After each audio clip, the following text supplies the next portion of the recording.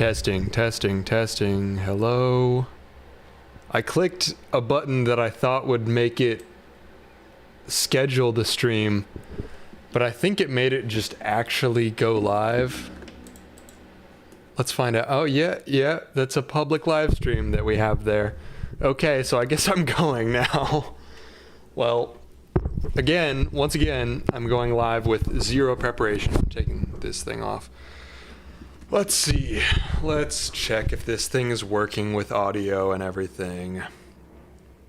I was not prepped. I usually do like audio tests and you know, making sure everything's working.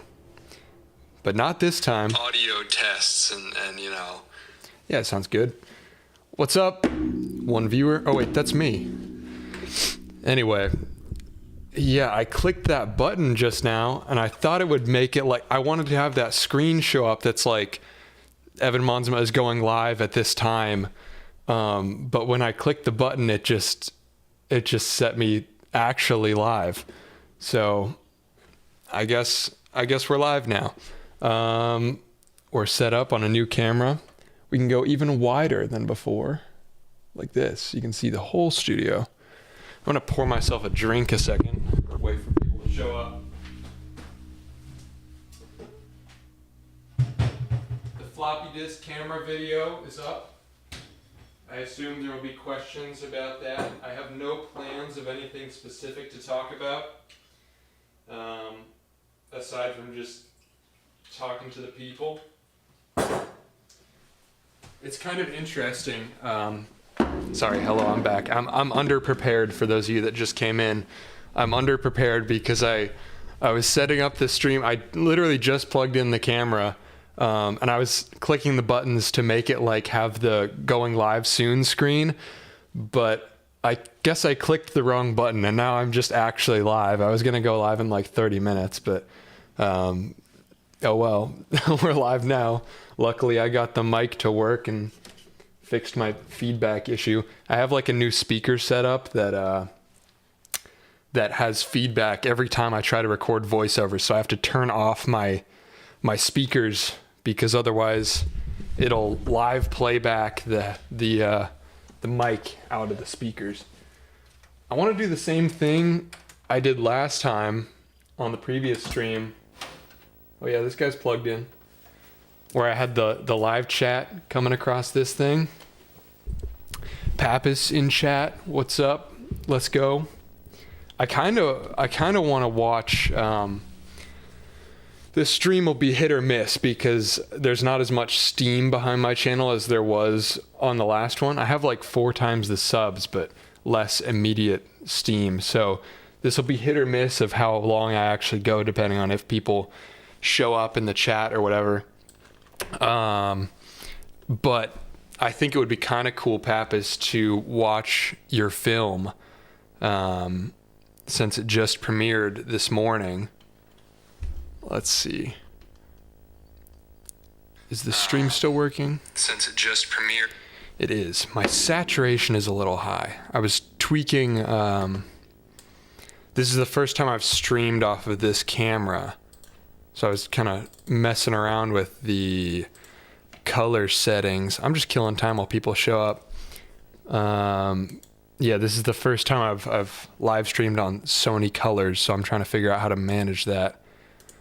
Let's see, filters, edit filters, saturation. Watch me go black and white. Boom. Let's see, something a little more natural.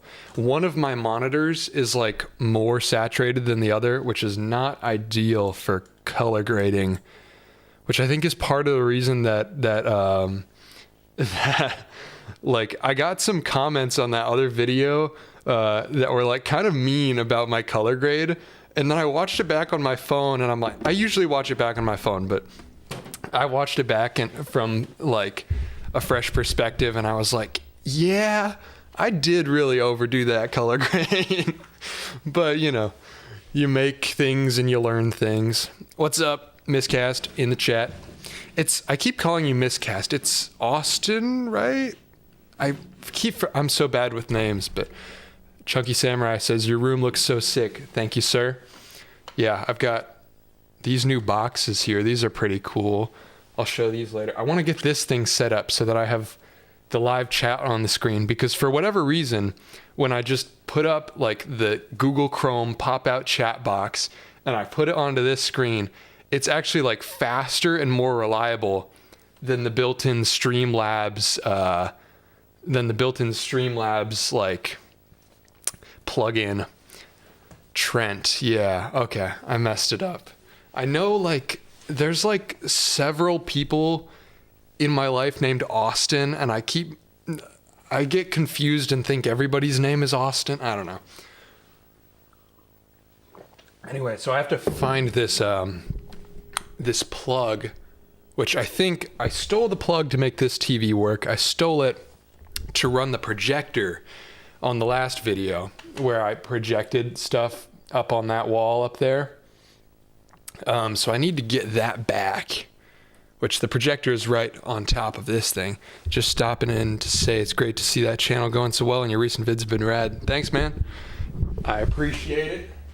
There will be more to come, and slowly they will get faster and faster. I'm like proud of posting. Like my last 3 videos have only been like a month in between each, which is kind of a lot, but also good for me. I'm getting quicker, getting better. What up, what up? Who else is in the chat? I'm just here hanging out, answering questions as always, just chatting about whatever.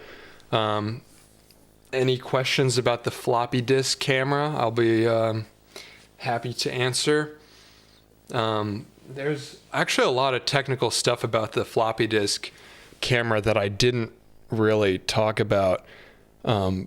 Watching that video back, I realized like, and not to talk about my own stuff too much, but I didn't really talk about the camera that much. I also didn't do any DIY stuff in that video. It was just like, hey, this is this camera and these are my insights on it. It was entirely just like a personal video and not like a tech review, an experiment, a DIY. Question about the floppy disk camera. Can I borrow? Yes. I already told you could. I've got it ready for you. It's right here. Yeah, you can have it if you want. Hold on, let me plug this thing in. Gotta plug in my HDMI to convert over to VGA for this old TV. Just low-key, casually setting up the stream while I'm live. Again, I pressed go live. I pressed a button that I thought would make it. I thought would make the stream just like set up like as that like starting soon screen, but it actually just set me live. So I was already planning to be unprepared, but I'm even less prepared than that. Are there special / weird floppies that would change the footage? I don't know. There's definitely, I think the 1.44 megabyte ones are the biggest you can get. I don't know that there's anything that would actually change like the look of it. You could definitely get smaller ones, make the footage even worse. One thing that I want to experiment with, and I think this was something you texted me, Nathaniel, was like having a floppy disk that adapts to SD card or something, so that I could have like a 128 gigabyte floppy disk. And I've been thinking about how to make that work. They don't have like SD card to floppy disk like adapters, but they do have floppy disk to memory stick, and then they have memory stick to micro SD. So you could do like a double adapter type situation and get a 128 megabyte or gigabyte floppy disk. So I'm kind of curious about that. I don't know what the like write speed. I'm sure there's like terrible write speed restrictions, so it would still look terrible and it would still probably stop itself after 3 seconds or whatever. But it would be kind of sweet. Okay, let's get this guy plugged in. Hello, Mr. TV. Let's see. Can I get my mouse over there? Yep, there we are. Hello. Now I just need this chat over here. Nanny G, what if we boiled one? Boiling a floppy disk experiment challenge gone wrong. Flop to memory stick is interesting. I need to get some memory sticks because all the Sony CyberShots are on it. You do. They're pretty cheap, I think. I think you can find them for like $15. Let's see. So how do I get my chat to pop out? Just straight up killing time. But I'm glad to see there's some people in here, because I was kind of curious about most of these live streams that I'm doing are like, there's not a bunch planned. There's not anything planned really, but I'm just trying to gauge what's going on, who's here. Every couple months go live. I would like to at some point like start going live with like an actual like 2 camera setup and be working on something while I'm streaming. But for now, these are just really low fidelity, just fun little things. So on the last one, I was like, the last time I streamed was 1,000 subs. Now I'm close to 5K. So bigger subscriber base, but less like immediate hype on the, because when there's such a big video that goes up like the $0 rig one did, then there's like, I don't know, people trying to be like, oh, who is this guy? Like, it's more immediately interesting, but now that's died down a bit. So I'm just kind of gauging what the audience is like at this point. Hello from Indianapolis, Pappas. What's up, homie? This is my mans that posted the film today that I interviewed within the floppy cam video. Michael Pappas Productions. I might play his video later and talk about it a bit because I'm definitely the most qualified person. Actually, I could call you. We could do a little interview about the film, unless you're trying to work. Let's see. How do I get pop out chat? Here we are. Oh, I had to like open it in Microsoft Edge or something to get it to work. Let's see. Microsoft Edge. So again, for anybody here, send me some questions about literally anything. I have no plan for what I'm talking about today. Just literally hanging out, seeing what's up. Okay, here we go. Now this is readable. Let's put a test message. Sign into chat. I'm not signed in. What's your favorite marker? Let me find it. I got a couple. These are the ones that are in my bag right now. These are the ones that I've been carrying around. These 5 markers are my carry that goes in the bag.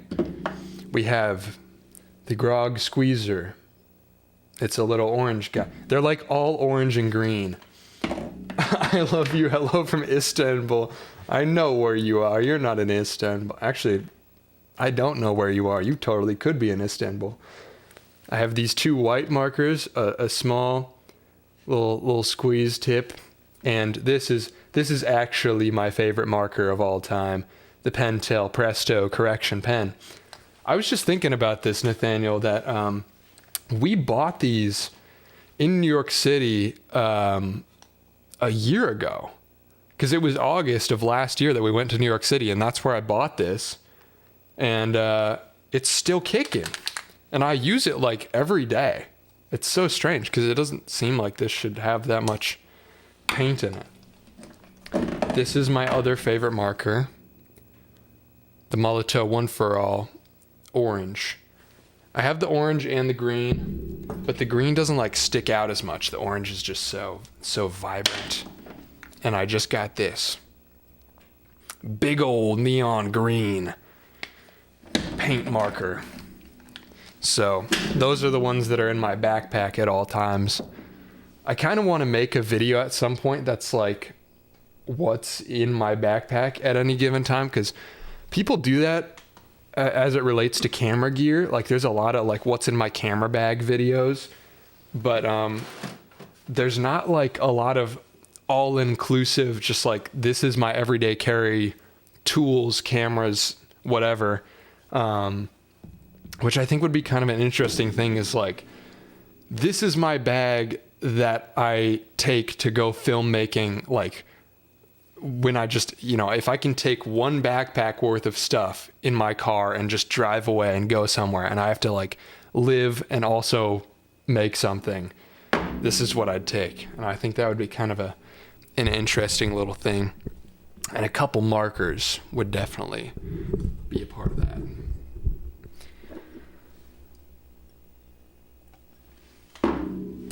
So, let's see. What do we want to do? I could pull up memes. Pappas's film.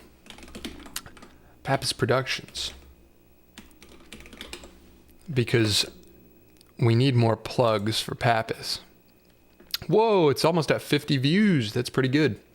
In 9 hours. That's actually solid. It's going to break 100. For sure. Let's see. How do I do this? Oh. Okay. Sorry, chat delayed. Yeah, it's delayed right there. But then up here it's a little quicker. I should just turn this one off because it doesn't work. But also this one's out of focus. So I need to figure out how to fix this. But I don't stream often enough for it to like matter. What were you saying? Second favorite is, my first is Sakura Solid. OTR can smell my feet. This is niche marker talk that we're doing here. I like it. We have 6 viewers, but nobody's talking. No, it's fine. I'm doing these things to kind of judge what's up, you know, what the numbers are at for whenever, what's like a good baseline. Cause I have sorry, I'm just fixing this. I have like a baseline number for, views now, because I post infrequently, but frequently enough that I know, how videos are going to perform, but I don't know that for live streams. So I'm just trying to establish a baseline and then do some better, more planned content later. Let's see. How do I make this go away? We're just doing live tech support right here. Transform. Oh. Oh. Ta-da. Is this allowed, Pappas? Is this ethical reactions? Am I gonna get copyright striked by you for watching your short film? Actually, I don't even know if the let's see if the audio works. This is an experiment in I've never done the desktop. Let's see, desktop audio. Great content, man. I hope this channel explodes. Thank you. God willing. We'll see. If I can post consistently, it might just do that. Okay. So, honestly, 6 or 7 people showing up to hang out with no advance notice and no plan is not bad. You are correct. My number has always been like 10 is where I always wanted to be. And on the last stream, after like the hype of a 50,000 view video, I was at like 15 to 20 the whole time. And I'm like, dang, that's sick. Because I didn't put any advance notice. I was like, holy hell, that's amazing. So I'm psyched about this. Sorry, AC just kicked on. I got to turn that off for audio. Can't be having that. Turn on super chats or I will explode the channel. They should be on. Are they not? Not that this deserves any donos, but I thought it was. Let's see. Oh yeah, because this is my first live stream since being monetized. So in theory... Oh yeah, because there should be super chats. Yeah. Wait, let me send one myself. Test. I'm gonna be my own first super chat. What's up, West? Oh no, is this gonna leak? I can't do this with hold on. Duplicate. I almost just leaked my credit card information. How do I make a copy of this? Paste. Sorry, just doing some live. Yo, get them digits, boys. Yeah, you've got my last 4 right now. That's it. It's just a numbers game from here. You can try out a couple combinations. Let me know. Actually, that's my old debit card. That doesn't even work. Wes put in $2. You beat me to the punch. Thank you. Thank you very much. That is officially the first super chat on the channel. Very good. On the first monetized stream. It does work. Big. That's actually huge. Reset transform. Okay, so now it's blocked. So now I can try it. Except it doesn't. I can't put in my card info. Anyway, it knows. It works. It works. West has officially put in the first super chat, which is entirely undeserved at this moment. But I still haven't gotten a payout either from. I got like 100,000 views and I haven't gotten paid yet. I'm not sure why, but I'm not stressing it. It's not a big enough amount of money to really worry about. I think I made $11 in the past 30 days off of ads because I'm like intentionally, let's see, I got to redo my keybinds to make this work. I've intentionally been not running that many ads. I could be like putting way more ads on the videos than there are. But my theory is at the moment, like just having engaged viewers is going to have a better long-term value than the extra ad money I might get from running 2 mid-roll ads on them. So it's like that entire $0 rig video on, that did like 80,000 views. I think in total, let's just straight up pull up the YouTube analytics. Boink. Hopefully I don't leak anything, but if I do, you were here for it. And I'll just quickly delete the VOD. I was going to say earlier, I also love the Presto correction pen, but realized mine stopped working, but it's not empty. Huh. Probably like a seized up ball, but I mean, they're only like $4. You could try, if it's not like dented up, you could try soaking the tip in acetone or alcohol, and it might clear it up. The nibs on those get ground down and stop working. Yeah, that's probably true.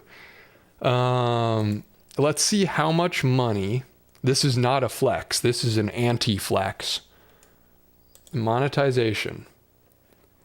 So let's see. How do I do it? Analytics. $48. Yay! For almost 100,000 views, right?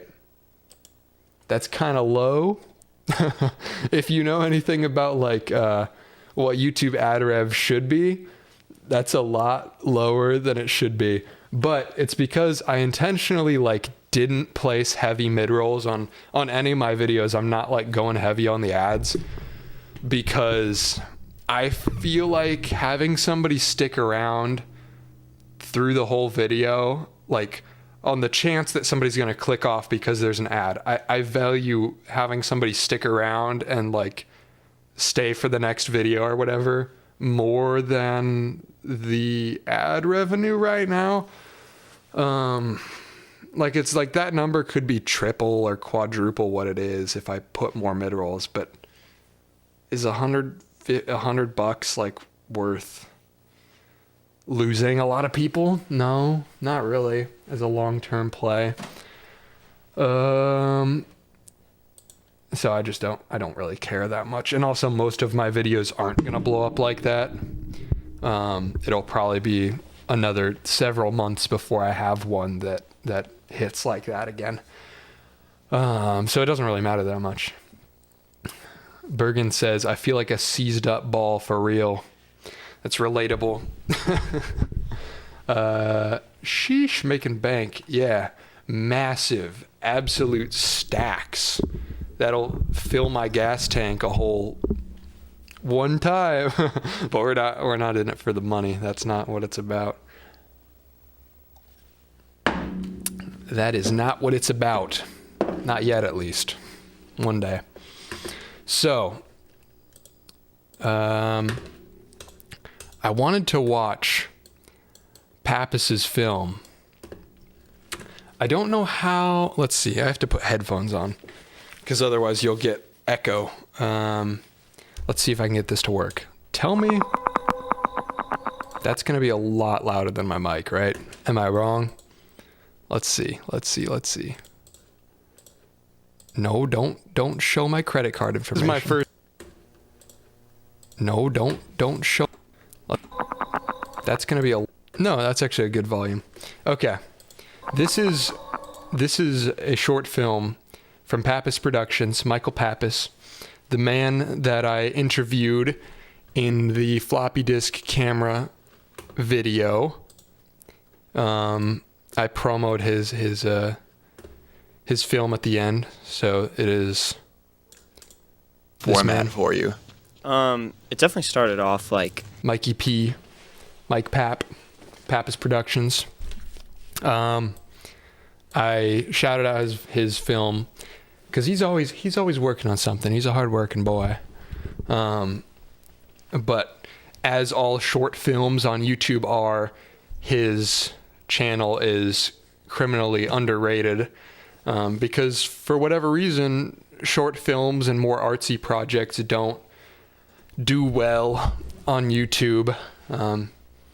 That's just how it is. So you kind of have to have like something else funneling into it. So I figured I'd just watch this thing because I also helped film some of this. So I have some modicum of insight on it. But also, Michael, if you're still in the chat, like FaceTime me or something. We'll have you talk about it a little bit. Actually, let me FaceTime him. Because this is interesting. Maybe. Let's see. Where is he?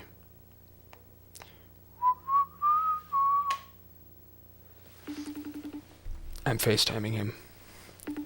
My man just used the word modicum. Yeah, I literally just heard somebody say that earlier today, so it was in my head. I also heard somebody say iota, which is an even more pretentious word, I feel like. Mode of what? Oh! You got me. You actually legitimately got me with that. Oh, is that Ben? The Ben? My Ben? Okay, I'm gonna watch this video from Michael. He didn't answer me. He must be at work. But this is his short film memes that we made within the last month or two. It's extremely emotional and heartfelt and not satire.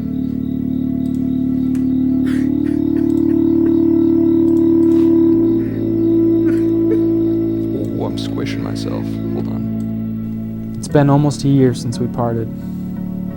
More so since I lost you. It was supposed to be for the better. It was meant for us to have time. Time for both of us to become the best versions of ourselves. No more relying on one another. Side note. Well, a couple side notes. I'm just going to I don't care. Pappas didn't answer. I'm just going to expose everything. This shot... The colors on this shot were so cool. Like it was like this blue street light and a red lighting inside of the truck. It's so cool. But then he put it in black and white. because it's like this emotional like intro scene. I wanted the color. I wanted him to keep the color. It's But been then the almost colors in this scene, because we were dealing with limited apartment lighting, were much more bleh. So he wanted to black and white out this scene, and so we had to black out the other one as well. years since we parted. More so since I lost you. It was supposed to be for the better. It was meant for us to have time. Time for both of us to become the best versions of ourselves. He's so No sad. more relying on one another. I knew the first month or two would be hard. It's funny because we but stayed up so late I assumed it filming would this get easier as time went on. that I was it like it helped so much because he has like legitimate bags under his eyes. It adds to the intended effect of like he's supposed to be incredibly like sad and it sells because we actually legitimately stayed up till like 3 a.m. filming this video. I literally grew to hate time. It felt wrong. Maybe that's the reason I fought for so. This shot, bro, the cliche mirror shot. Yeah, right. Well, you got to do all the cliches at some point, right? Bergen with a $5 super chat.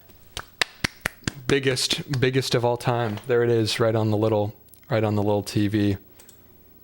Oh, that's not what I meant to do. Yay! There it is. Bergen says, "Sad John." Yeah, John is so sad. Okay, so you now have the biggest super chat of the channel. Thank you for the $5. I'll Venmo you back for it. Actually, the sucky thing is YouTube takes half of it. I think it's half. It's some large percent. It might be 40% that they take. So long. Fun fact about this shot. I'm just exposing everything because Michael didn't pick up my phone call, so whatever. That's a free Big Mac, right? That's a free Big Mac. I'm more of a 2 double cheeseburgers kind of guy. This shot was handheld by me, which is why in the fading, the background is like kind of misaligned, but I think it adds to the dreamy. We could have like stabilized it to match, but West with $10. I will not be out donated.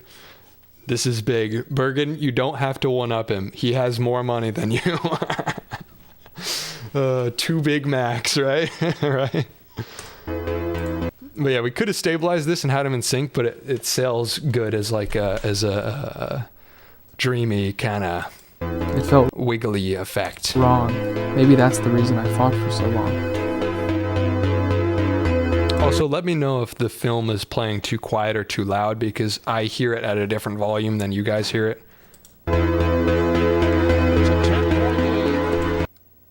Should I expose this shot? This is...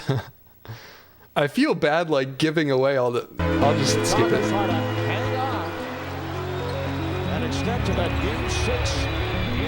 I wish Pappas picked up my call. I tried it all. To get away. Actually, Bergen, I think you're listed as an executive producer on this project.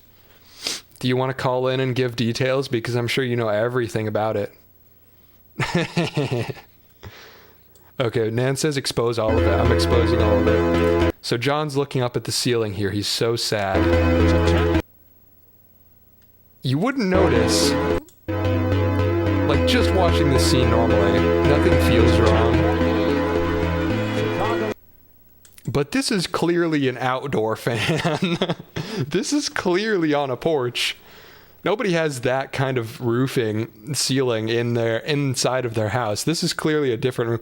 This happened like 1,500 miles away from this scene. It is not the same room at all. You ever been so sad you lie in the most rigid of ways? Yeah. That's totally how yeah. Let's see, hold on. We're not roasting the video, I'm just giving the details of it. This is legitimately a good film. Pappas' new short film, the guy I interviewed on my video. Also, I'm turning this up because I'm slowly losing light. Yeah, it's slightly better. Every film needs a little bit of a roast. Mine sure do. Yeah, we could roast my videos after this, but I feel like it's a little too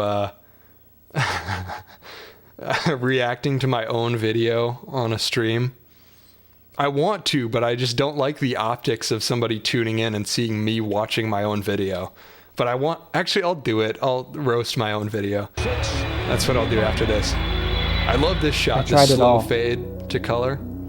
To get away, get a taste of the world that I had missed out on for so long. So he flies out to Colorado in pursuit of freedom.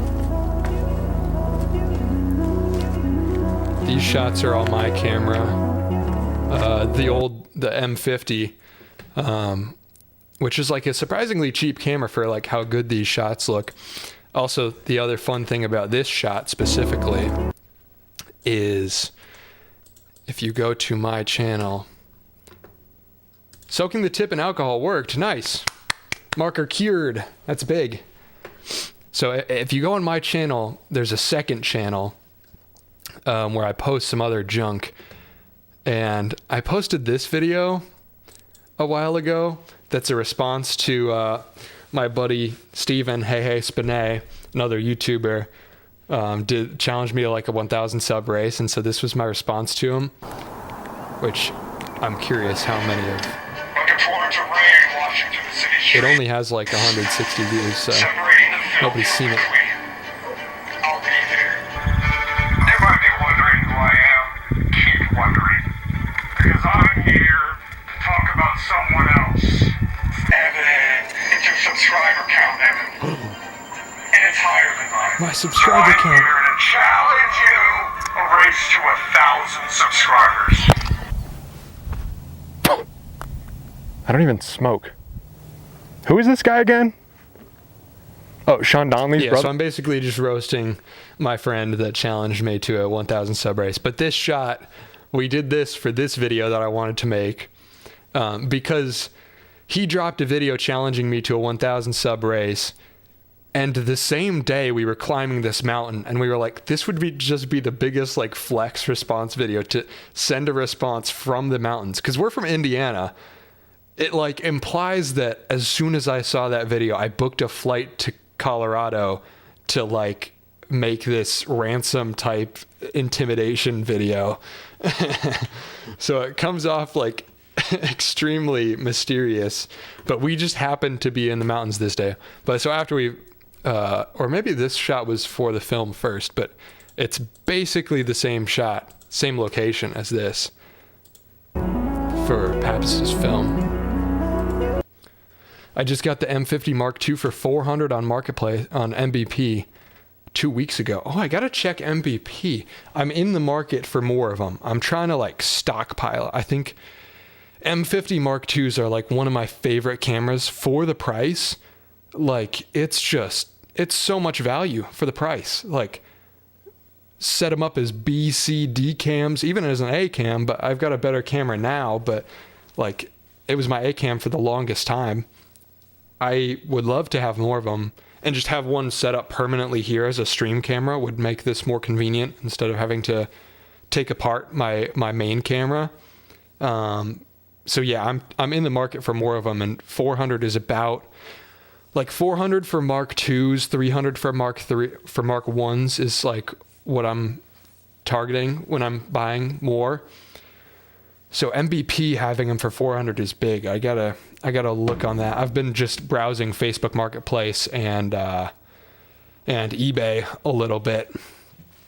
I want one of the white ones. They're kind of swaggy. Bergen says, junk? Bevman is the real channel here, the original and the best. Yes, this is true. My second channel was my first channel.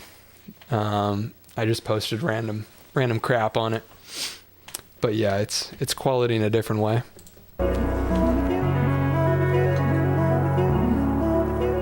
This shot's beautiful. All it showed me was that it would have been better if you were there with me. It's so good. Actually, an amazing shot.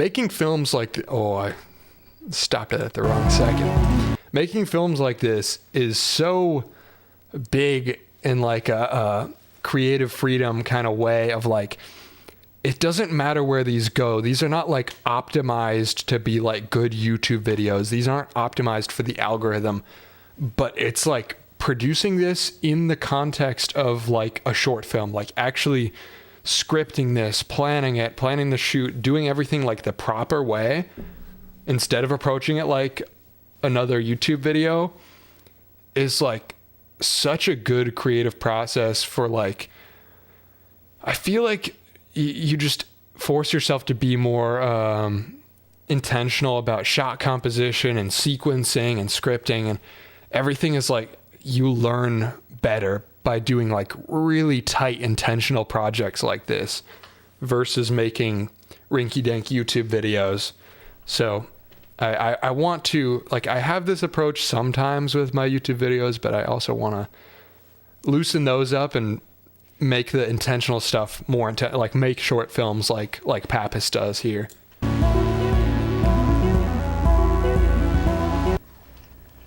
And if you were here with me now, I'd take you all in for everything that you are. And what I'm trying to say I love that shot. is basically, we could forget about everything that happened before. I would never blame you for wasting my time, slowing me down, or turning me into a twisted man. If you've seen the film, you know. I'd be different. Why are you talking to me about this? I'm your roommate, man. It's just a bunch of memes anyway. You gave up watching memes after you got fired from your job at Meijer for being on your phone in the camping aisle all the time. You've been moping around for weeks saying outdated things like Shadow Wizard Money Gang, Bing Chillings, Aki Way, Doubloon Economy, Fuck your life, Bing Bong. Your ass is like an exotic cricket, your little ugly ass. Boy, tap dancing all moving ass, boy. And you out here with them. Hold on, rugby. Fucking trip. In cinema history. Sorry if it's loud. The biggest twist in Pappas Productions filmmaking history. I'm going to jail. Going to jail. Oh my God. Life. Oh my God. Those roadblocks. Don't let nothing stop you. Memes. Written and directed, Michael Pappas. So this came out today. This is what I was promoting. Everyone is so concerned about their time spent on the internet these days. What can I say? I like memes. This The guy. internet is forever. Unlike us. So why fight it? Embrace it. Go get lost. Such a meme. And then it plays Creep. You may have also noticed that I stole this shot. So I stole the mountain shot for my second channel response video. And then I stole this piece to camera from John for my main channel video for the interview. Right. It's not the exact same shot, but it's clearly the same location. This and memes. I never noticed how different the color grades are.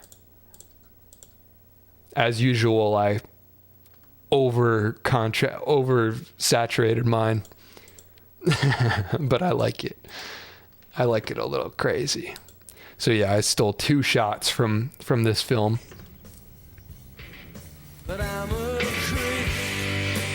Starring John and me. Yeah. Anyway, so that was good. He's got more coming for sure. And they just keep getting better.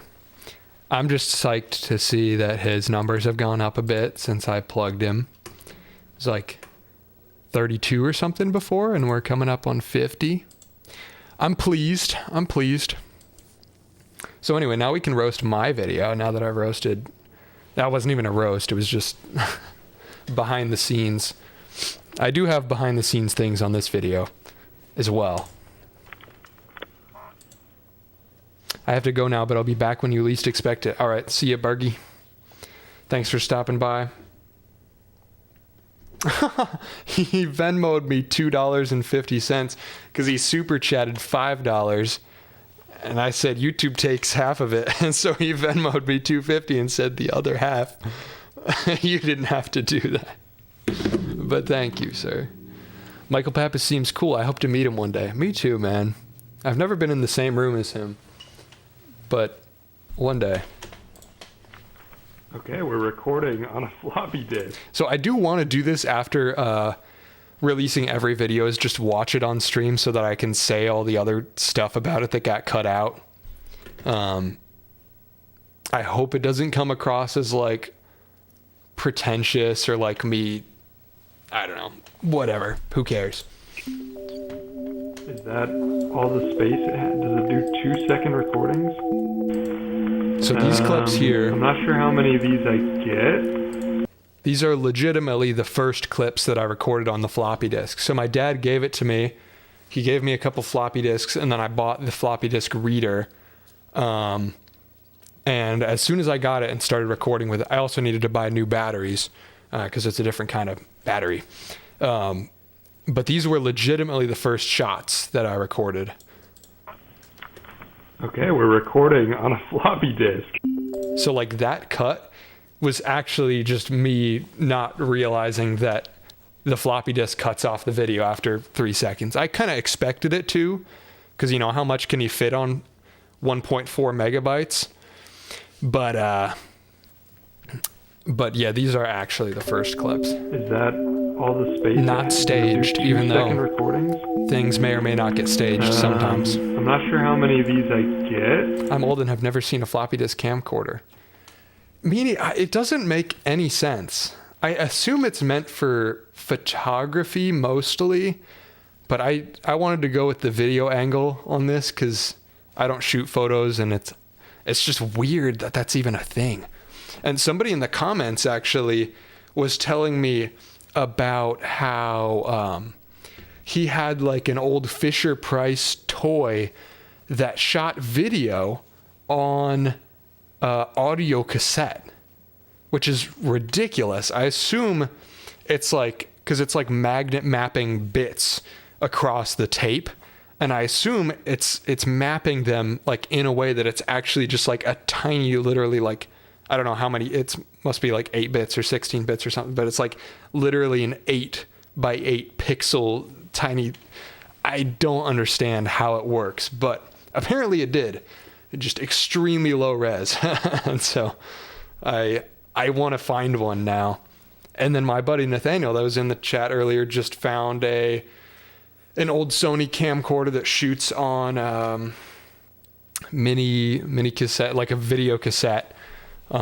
Which is another thing that I didn't know existed. I wasn't around for or aware of those kind of cameras when they came out, at least. Been wanting to do a project like this with my Mavica lately. I had to repair the drives in mine. What kind of, is it a floppy disk, floppy drive, or a VHS or mini VHS? It's so much fun. Shooting on old analog especially, crazy.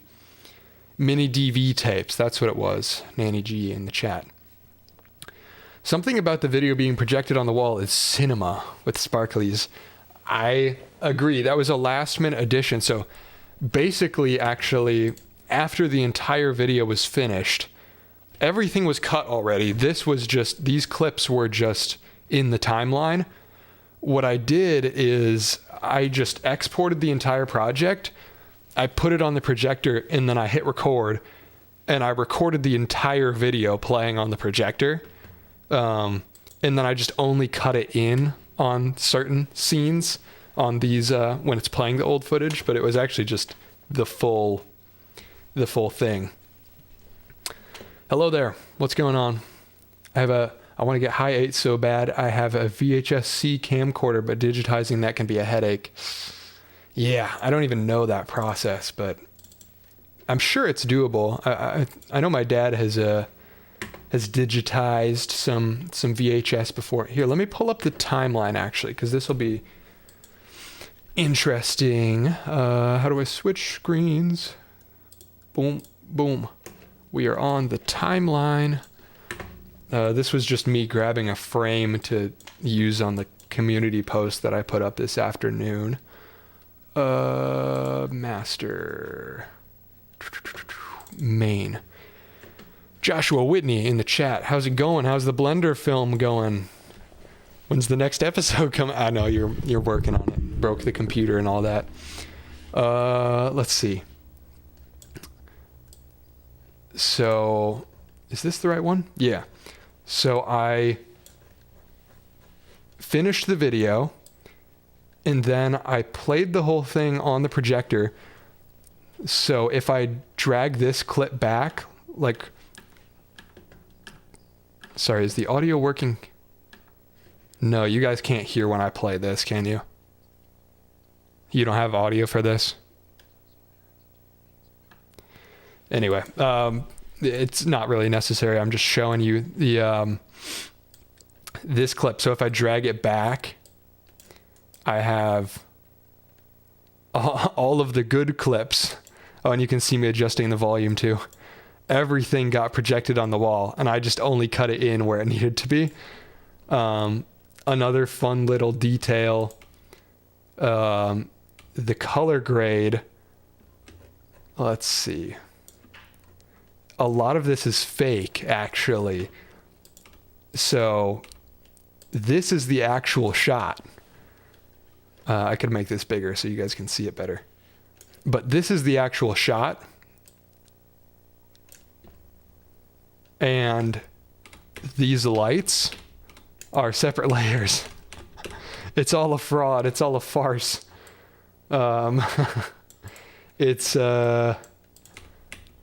So I took, what I did is I took a frame of the lights on because I wanted these like glowing lights from underneath where the lights in the studio are on.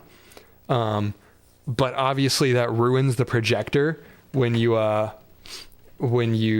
have the lights on. So I kind of made this like spliced together thing that is actually fake. But I don't think anybody noticed or cared. But yeah, it would have projected crazy shadows on this and you wouldn't have been able to see.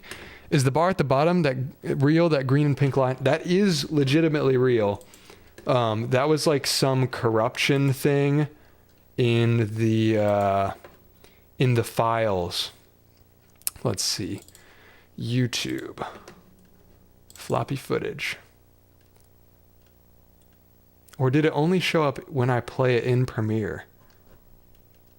That might have been an editing software thing. Yeah, that only happens when I drop it in the editing software. But that I didn't add that. That was an actual artifact that happened when I converted the files from .mpg to MP4. That was legitimately an artifact that was there. It adds so much vintage feel. Yeah, that's why I kept it, because I was like, it shows you that this is like a janky format. Let's see. Got an FD73 that needed some repair to get the floppy working well again, and 2 awful condition FD200s that I've gotten at least one of the disk drives to work well for video. I'm looking those up. I want to see what they look like. I'm all about the aesthetics when it comes to FD200 camera. Oh, I've seen these before.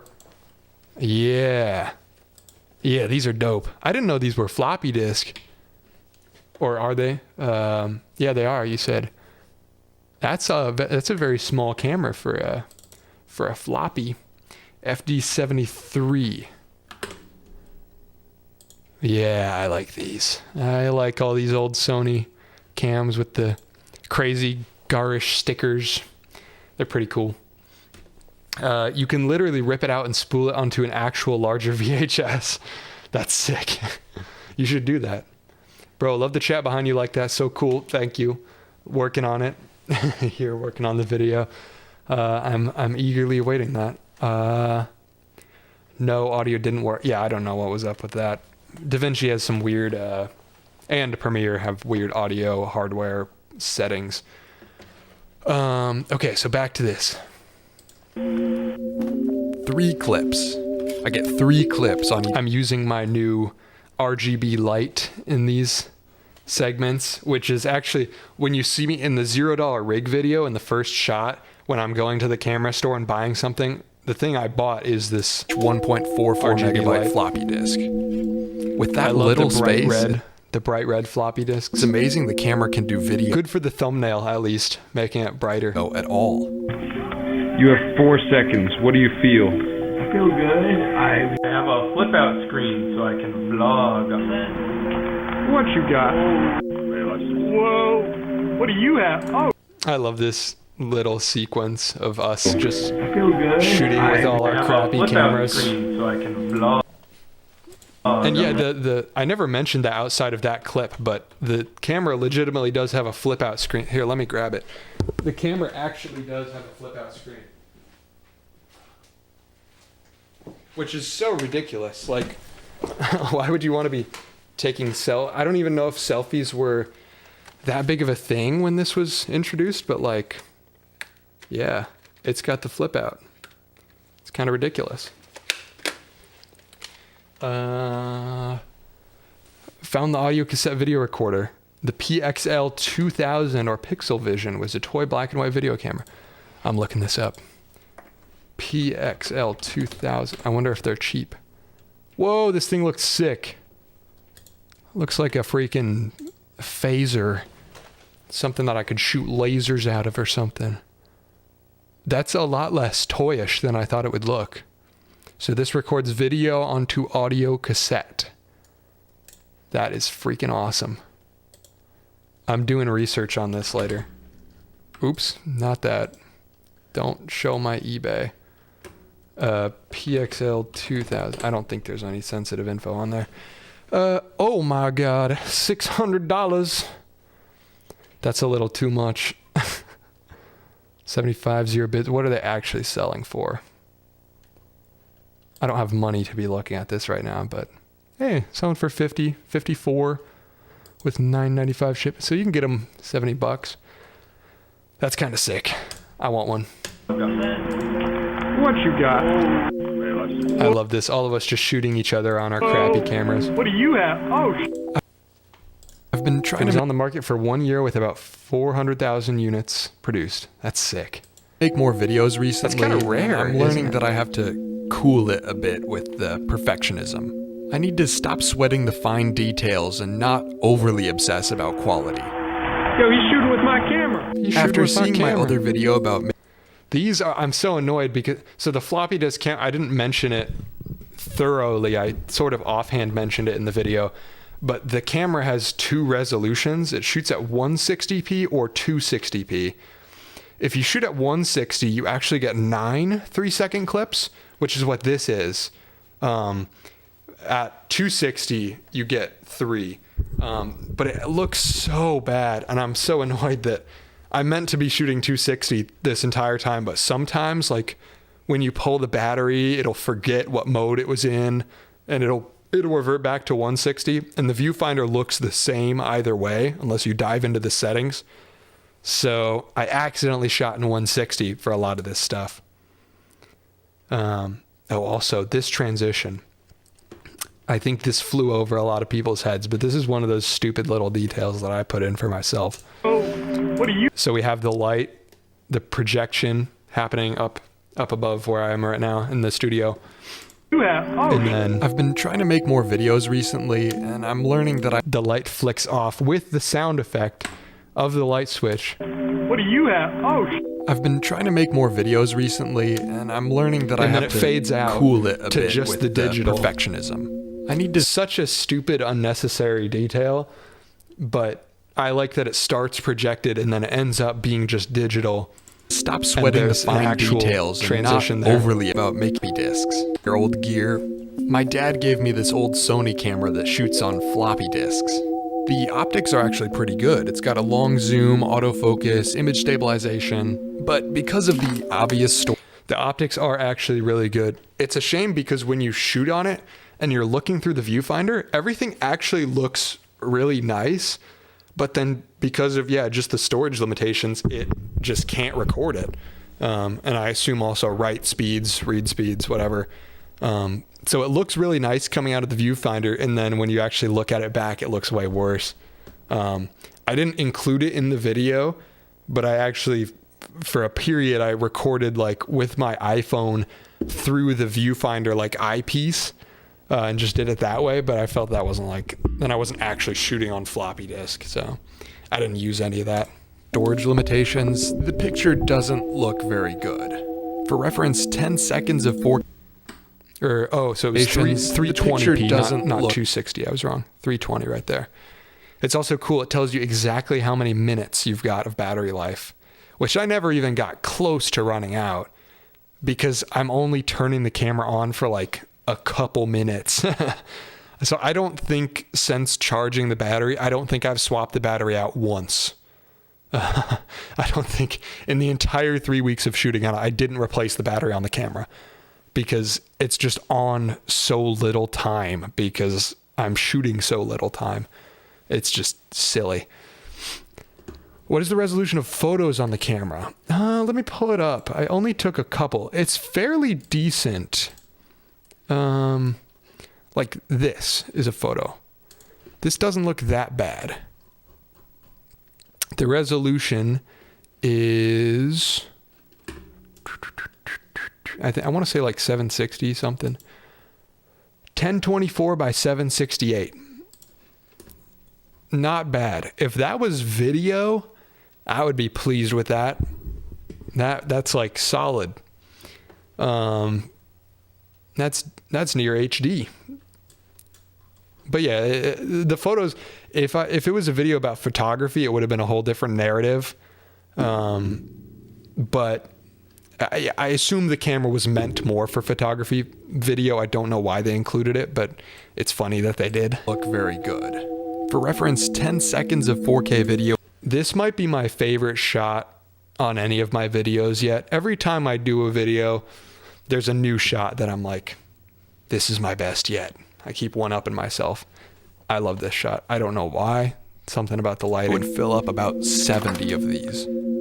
I've been traveling a lot for the past 3 weeks, and during that, I feel like shooting out of a car window is like quintessential Evan Monsma content. Like, I feel like there should be a shot of a highway on every single one of my videos. I don't know why. It's just the thing that I've done, like being a Midwest boy, shooting out the window with a little digi-cam, just looking at all the nothings happening on the side of the road. In that time, I challenged myself. I had this thought recently. I was writing in my journal.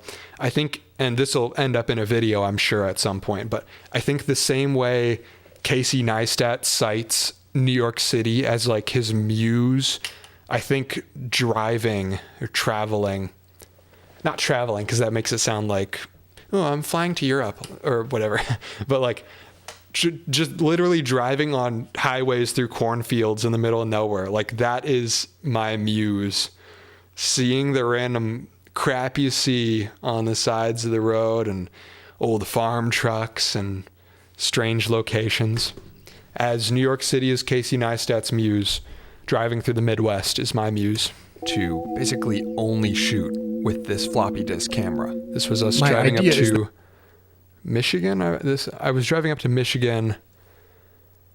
And there's a shot of the nuclear power. So this is Sandusky, going from Cleveland up across the corner of Lake Erie. More intentional over to the shots that I take. This is the best 3-shot sequence that I did with the camera.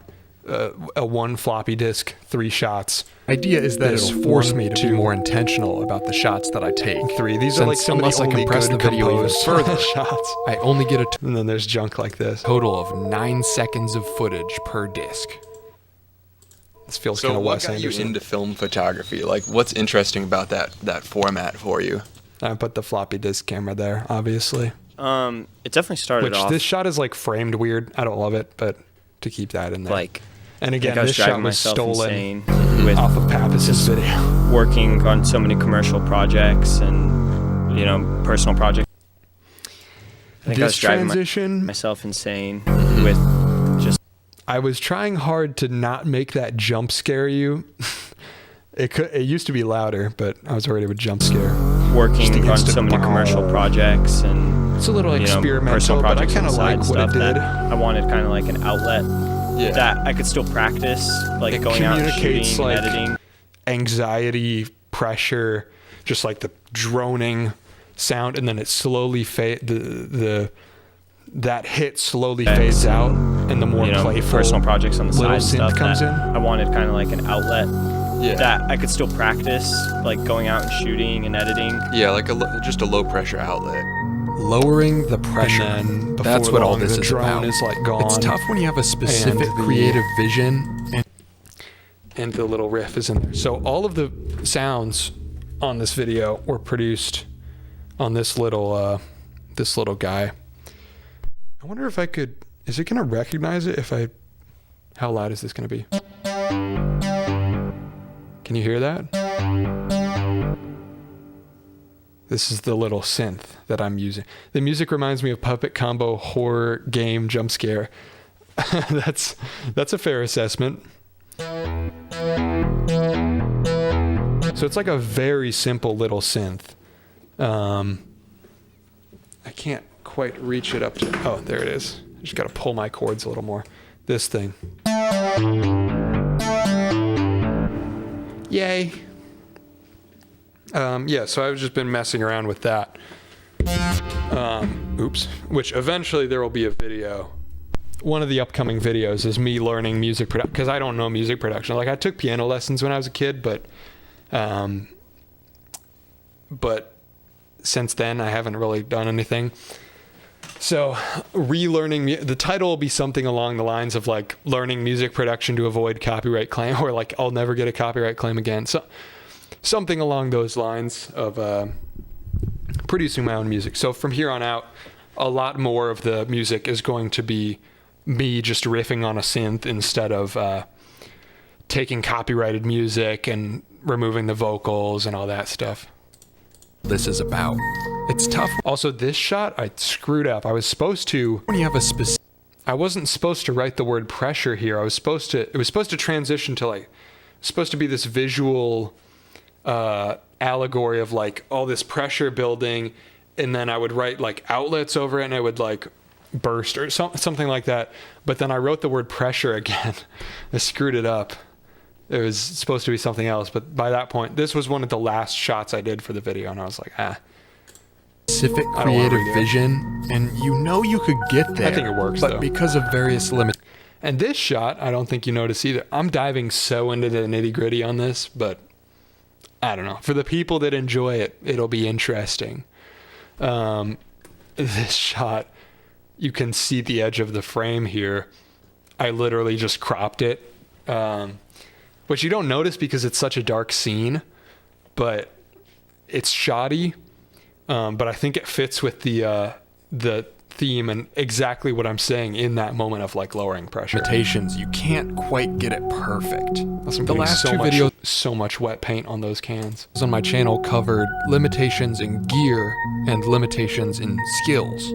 This episode, I guess making an unintentional trilogy, is about limitations of time. Just showing the actual timeline there and showing that I'm making a clip to fill this gap. So I just recorded these two clips of the monitor, and you can see the gap on the timeline Limitations there. in skills.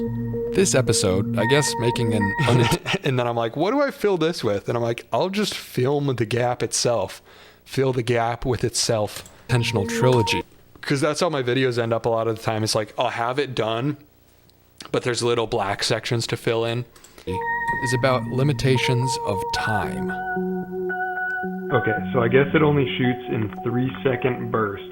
There's also a little It's icon fun to experiment of with a composing your own floppy disk projects. that is counting Definitely. down. It's like It's fun to take a a game long changer time on for me. projects and tweak them until they're exactly how you want. But I feel there's also merit to doing things quick and dirty and gaining skills by just completing things. You're trying to drive and I'm doing this. So while me and my friends Michael and John were in the same town, I also never played this film. Oh, should I play this on stream?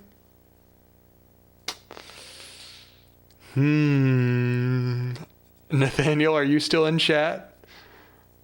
Should I expose the channel that this is on or nah? I don't know. I might have to hold off. You're still here. Should I expose it? I'm double checking what's there. I think it's fine. I want to show the film. Whatever. I'll show it. Let's see. Where's my camera? Well, it's getting dark out. Can I turn the lights on more? It's so dark. I don't have that much more light. These things, I guess. It's fine. It's like, it's movie night vibes. We're just chilling here with like 5 people anyway, so we are out here watching things. Okay, so this will be the actual premiere. Nobody knows about this.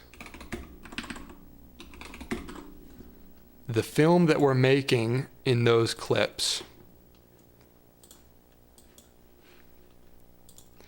Here it is. Here is the film. Let's see. Bear with me. I need to fix my keybind so I can switch this stuff faster. But what we're decided shooting to make a little low pressure film together.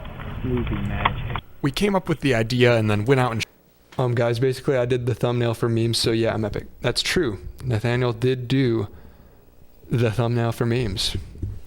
It's huge. shot it in under an hour. Hi, Evan. What up? We finishing a film. So the film we're making here, it's funny because I promote memes, Pappas's film, in this video, but I didn't promote this film, which is kind of funny that the one that we literally make in this video I didn't link. But we're playing it here now for the real ones that know. Hey guys. Oh, the car. Okay guys, hey. This is a real. Welcome back, Dillo Babies. Josh Weep here. I got Pap here visiting. He's gonna help me This is out good. a lot with this Good review. content. When you guys are wondering what McDonald's fries, what do they taste like? I have no clue. We're gonna find out today. We got the Sprite What Lemon do they Ice. taste like? They're really good, honestly. Oh, they're dude. really I've never good. had one. Oh, sorry. They're really good though. No, So yeah, Michael's I haven't actually tried mine steering yet. the I car was gonna here. Get around to that pretty soon. Can you get Steering over to the the right truck. side for a little bit for a second? Okay, thank you. So today we're gonna be trying out McDonald's fries. What in the heck do they taste like? Oh. John's on the pedals, Pappas on the wheel. They're good, aren't they? Oh no, who is that? They're really tasty.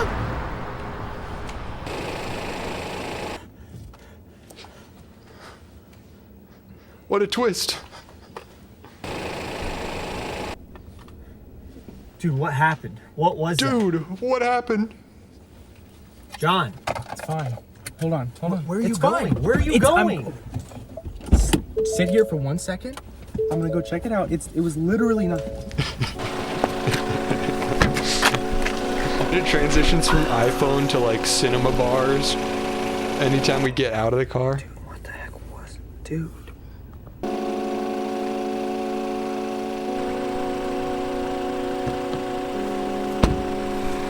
Dude, what was that? What did we... You hit someone. Dude, we gotta call the cops. No. What? We're not gonna do that. What do you mean we're not gonna do that? We literally just We're not hit gonna a do guy. that. I need to film this food review. You're still thinking about the food review? We need to call the cops. He's gotta know what those fries taste like. What does a McDonald's fry? The Dillo babies need to know. What does A McDonald's This fry guy taste is like? dying. He's dead. babies. I'm literally dead. No. What does Talking a like McDonald's fry taste like? I can't be a part of this anymore. Why are you talking like that? Why are we talking about this? I don't want to be a part of this anymore. I can't be a part of this anymore.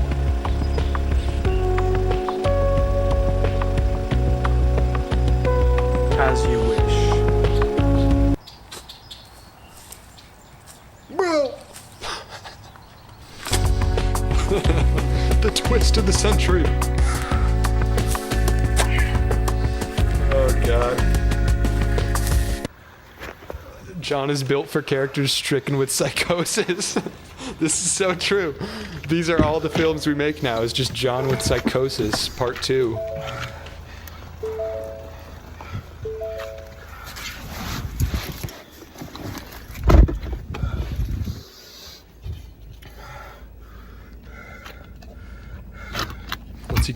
What's he gonna do?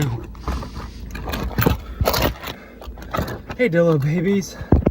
Welcome back again for another Dillo food review. He's so happy. Hey Dillo babies, you were wondering, what does a McDonald's fry really taste like? I have no clue. We're about to find out. I was wondering.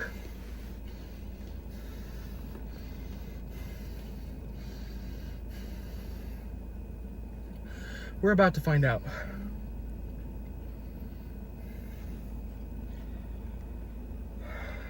We're about to find out. There it is. Good film, good film. Here, let's run that crash back. Because this is just too... Today we're going to be trying out McDonald's fries. What in the heck do they taste like? What in the heck do they taste like? And there I am walking down the road playing Pokemon They're good, Go. aren't they? They're super good. They're really tasty. Oh, dude! I did the sound for the crash. He picks up the fry off his shirt. That wasn't planned. That was actually... Dude, what happened? When What they was slammed that? on the brakes, he actually had a fry on his... John, it's fine. Hold on. Where are you? So good. So good. So fire. Goated short film. Okay, I'm going to finish commenting this and then be done. Whole 4-minute project only took a couple hours to make, which was a great creative So that's what we're making Hi, here. John. Beautiful. Is this new standard for Hurry up, take a film? bite. Yes, this is the Whenever the me, film John, to and be. Michael get together, we always end up Nothing making I've done something, and can this beat time was that. no exception. This is my favorite piece to our camera I've little- ever done. I knew this one was going to be like from the rough plan. I don't script exactly, but from the rough plan I had, I knew this was going to be like 10 seconds.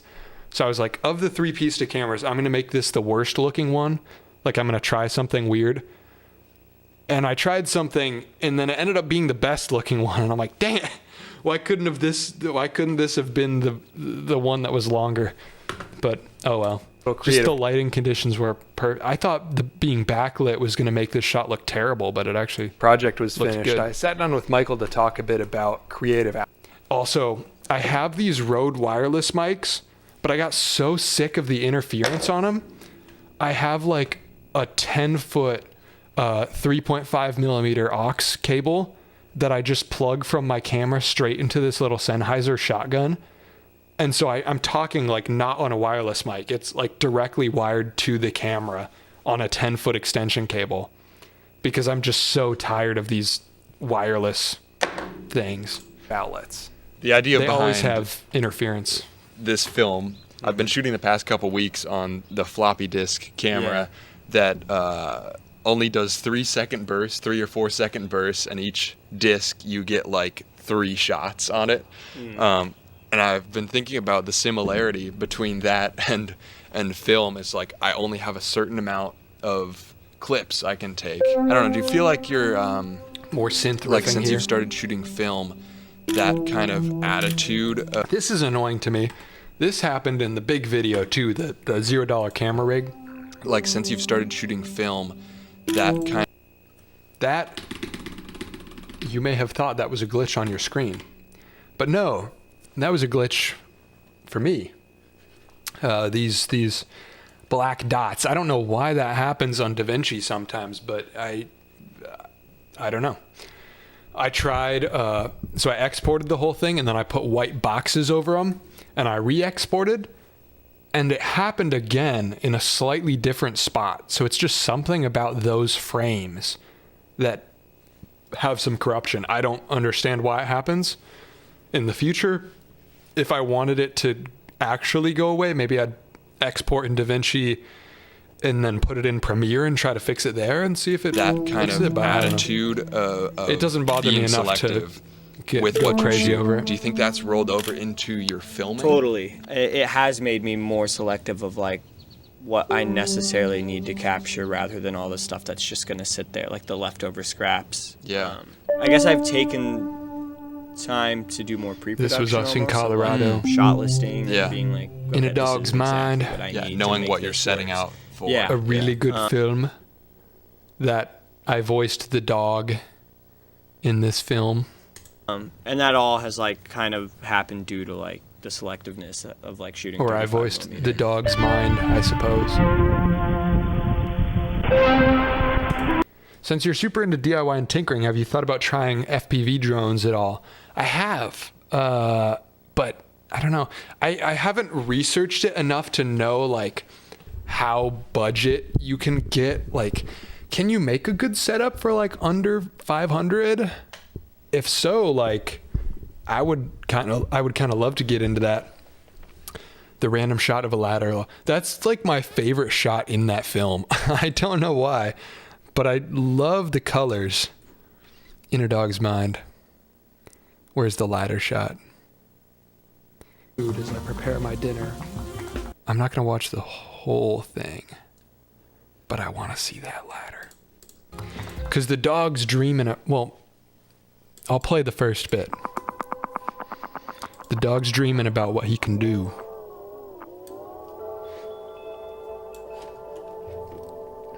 For sure, FPV drones under 500 setups that could like actually shoot like decent looking footage. Because I know there's like FPV drones as a sport, but then there's also like FPV drones as a method of like filmmaking on a drone. So like tiny cameras that could do, doesn't even have to be 4K, but just like good 1080. I guess there's cheap light 1080 cameras out there that you can put up on there. It's days like this, days like today, when I try to soak it all in. So I am the dog's mind. It's in these moments where I take the time to breathe for myself and think about what or how I'm feeling these days. The wind on my snout. I can hear the wind whistle through all the uncut blades of grass. Do you think they know? Do they know that I can do more? Do they ever wonder if I'm capable of more than just digging through piles of sticks and rolling around in this? I've been doing both for 3 years now, flying naked GoPros and deceased Black Magics. Ooh, Black Magics, that's fun. Yeah, I should get into it. Once I've got like some property and I can, fly around, I would love that. Or an Insta360. I have a modded Insta360 here that I'm gonna make a video on later. But this, hold on, let me make the camera bigger. This is an Insta360 1RS with a cage on it and C-mount lenses, or actually micro four thirds. I'm adapting it to C, but I can put micro four thirds lenses on it. So here, let me grab this one. This one's a cooler lens. This Rokinon 12. Boom, boom. Check that out. I bet I could put that on a drone. That lens is kind of heavy, but Insta360 RS, 1RS with micro four thirds mounts. That'll have a video eventually. I need an action cam. Anyone know one that's really good for low light? I've been trying to research that for you. 1,000% could fly that? Really? You can get like cheap FPV drones that can fly. I guess I've been out of the... I haven't researched it in long enough to know how good they are now, but that's kind of awesome. I need to get into that. Because actually, one of the things that I want to do in this apartment before I move out is I have these giant bay windows, and I want to fly a drone through them. Like, would that not be sick for, like, video where I'm like moving out, so it doesn't matter if I dox myself. Just fly from outside the like get a wide shot of the building and then fly through one of these giant bay windows into the studio. That'd be so sick. Aren't action cams bad for low light because of the stabilization? It's because the sensors are smaller. So like low light, usually you get better low light performance the bigger the sensor is, and just inherently small cameras have small sensors. But there are ones you can get that have bigger sensors. They're just more expensive because that means more computer power. This four-cornered cell. This film was so funny because we watched this. This got into a film festival, and we were there watching it in front of a crowd. And it's just funny hearing my own voice playing on a film festival screen in front of a crowd saying like "the wind on my snout," like talking as if I'm a dog. It was really funny. And then they pulled me up on stage. We went on stage after to just like all the filmmakers just talking about the projects, and they were like, "So you're the voice of the dog," and Michael was talking about how he was like, "Yeah, he said like 3 words to me, and I knew he was going to be the voice for it. Like he just imagined it in his head." And the announcer, like the MC of the show, was like, "Oh, really? And what were those 3 words?" Like he was obviously exaggerating. Like it wasn't literally 3 words that I would be able to remember. But he's like, "So what were those 3 words that he said that made him think that you'd be a good dog?" And I was like, I just took the mic and I was like, "Bark, bark, woof." I was like, "What do you want me to say?" It was such a stupid question, but I got a laugh out of that, so it's all good. "I saw you in your fursuit at Gen Con." What? Don't act like you haven't said those things before. You can't expose me like that, man. "I was at Gen Con, but I wasn't in a fursuit as far as you know." Of more than just digging through piles of only play sticks dogs and for rolling films. around in this four-cornered cell. If I had hands and thumbs I could grip with, I'd climb every ladder and tree I'd come across. See, the ladder's in the script. It's not. There's not a ladder for no reason. Hands and thumbs. If I had hands and thumbs to grip, I'd climb every ladder I could grip with, I'd climb every ladder and tree I'd come across. No cat could So true. ever escape again. I'd cut and season my own food as I prepare my dinner, only to then be eaten at a table I built from scratch. At the end of each night, I'd run my index finger along each word as I So that's the ladder. That's the ladder shot. I'm not going to play the whole thing because you need to run up the numbers. Go to Pappas Productions. I linked him in my last video. I said I'd get him to 100 subs. That was maybe kind of bold, but I successfully got him from like 30 to 50. That's decent. But run up the numbers more. Get him up to actually, there's 10 people in here. Put him at 50 right now. Can we do that? Please, pretty please. Okay, so I was playing this. We'll see if we can get it to move. I just subbed. Let's see. I wonder how fast it updates. 49. That's you. You did that. Thank you. We'll see if we can get him to 50. Who wants to be number 50?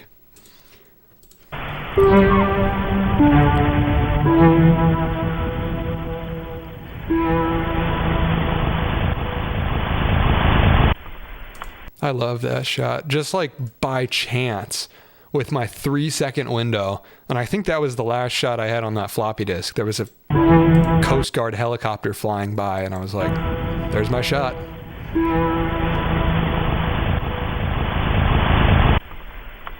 And the audio is on the floppy disk. The audio is like surprisingly good on the camera too. Like I would have thought it would be worse given all the compression, but I guess good audio doesn't take that much space realistically. Camera for 3 weeks.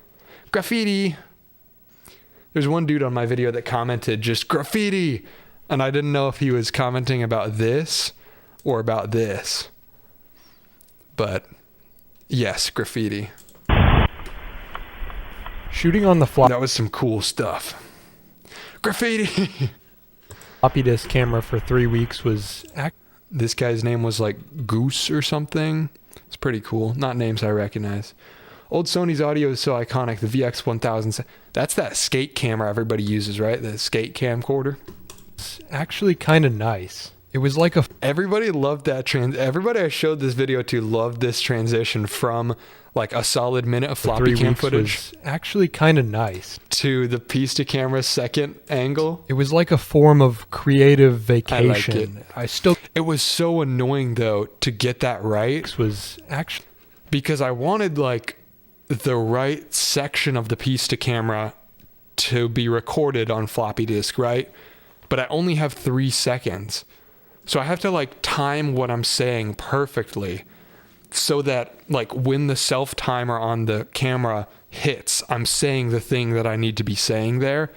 So the timing was so annoying. Actually kind of nice. But I think this was the first take of it. There's a second piece to camera that I didn't use. He's at 51 now. We did it. We got him to 50. Big. Yeah, there's a second piece to camera that I posted on my second channel. So I put the whole interview with Michael about film, and then I put this second piece to camera. Nice.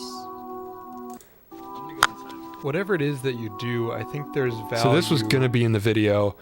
I did like a solid minute in, and then I was like, nah. None of it lined up right, I felt like. So I did do one take of what this sort of was supposed to be before. But this was the first time that I did it like this and did the floppy cam transition. Nice. And it was like a form timed out of creative vacation. I still got to shoot, but the results didn't matter as much. The floppy disks limited me to 3-second clips and There's not 3 as much clips per drive. interesting input after this point because any given time I went from out here to shoot, the end of the video, I'm basically just talking. 30 seconds of footage. It forced me to not overshoot, to not spend so much time tweaking and getting things perfect and running the same shot over and over. It's obviously not a practical. It was pretty nice just leaving the house with 4 floppy disks in my pocket and being like, all right, I'm going and grabbing 12 shots. That's all I got. It was kind of fun because sometimes when I would like get a bad shot, I would like delete it and like I'd have to manage, or like if I saw a shot, if I already had 12 shots, like when I was on the beach there, I couldn't run back and export one of the floppy disks and free up some space. So I already had 12 shots and I was like, I see another shot that I want to get. So I have to delete something. So it was like kind of conserving my space. It was kind of fun. Tool for real use, but it was a learning opportunity, a way to force myself to chill out a bit. It's kind of funny you talk about the payoff of finally getting to see the end product. This music that comes in here is also the synth. That was something that so on this synth you can pre-program, like you can record little riffs. And that was the first one that I did. I recorded this like right after I bought it, but I think it's still... Hello? So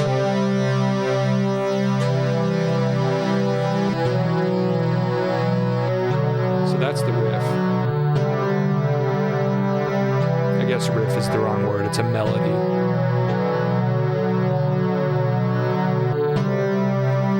Yeah, and then when I put like arpeggiations on it,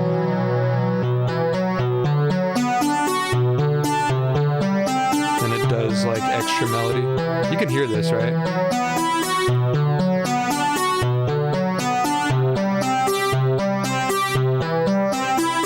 So that's what that is. And it's cool because I can let it run on the same melody and then I can change the sounds. So from here for the next like 90 seconds, it's one line of that melody. And I'm like, There where is a it's similarity falling. with the It's floppy disk camera. The no. drives read so slow and they don't work half the time. It's doing an and then arpeggio that goes down. Once you get it, you have to convert it to a different file type to get it to actually edit. And then when it hits after all towards that, the there is end, camera is like I bought a new point and shoot camera that arrives it's today. the same that I melody haven't line. Got yet? It'll hit in a second. I'm excited to shoot on. I got rid of my. There it is. On that, I haven't really shot on my new Sony that I just got. So like the payoff of this whole project is like, once I've forced myself to like learn this lesson of being really selective with what I'm filming, then the reward is I get to go and shoot on the good cameras that I want to shoot on. Totally.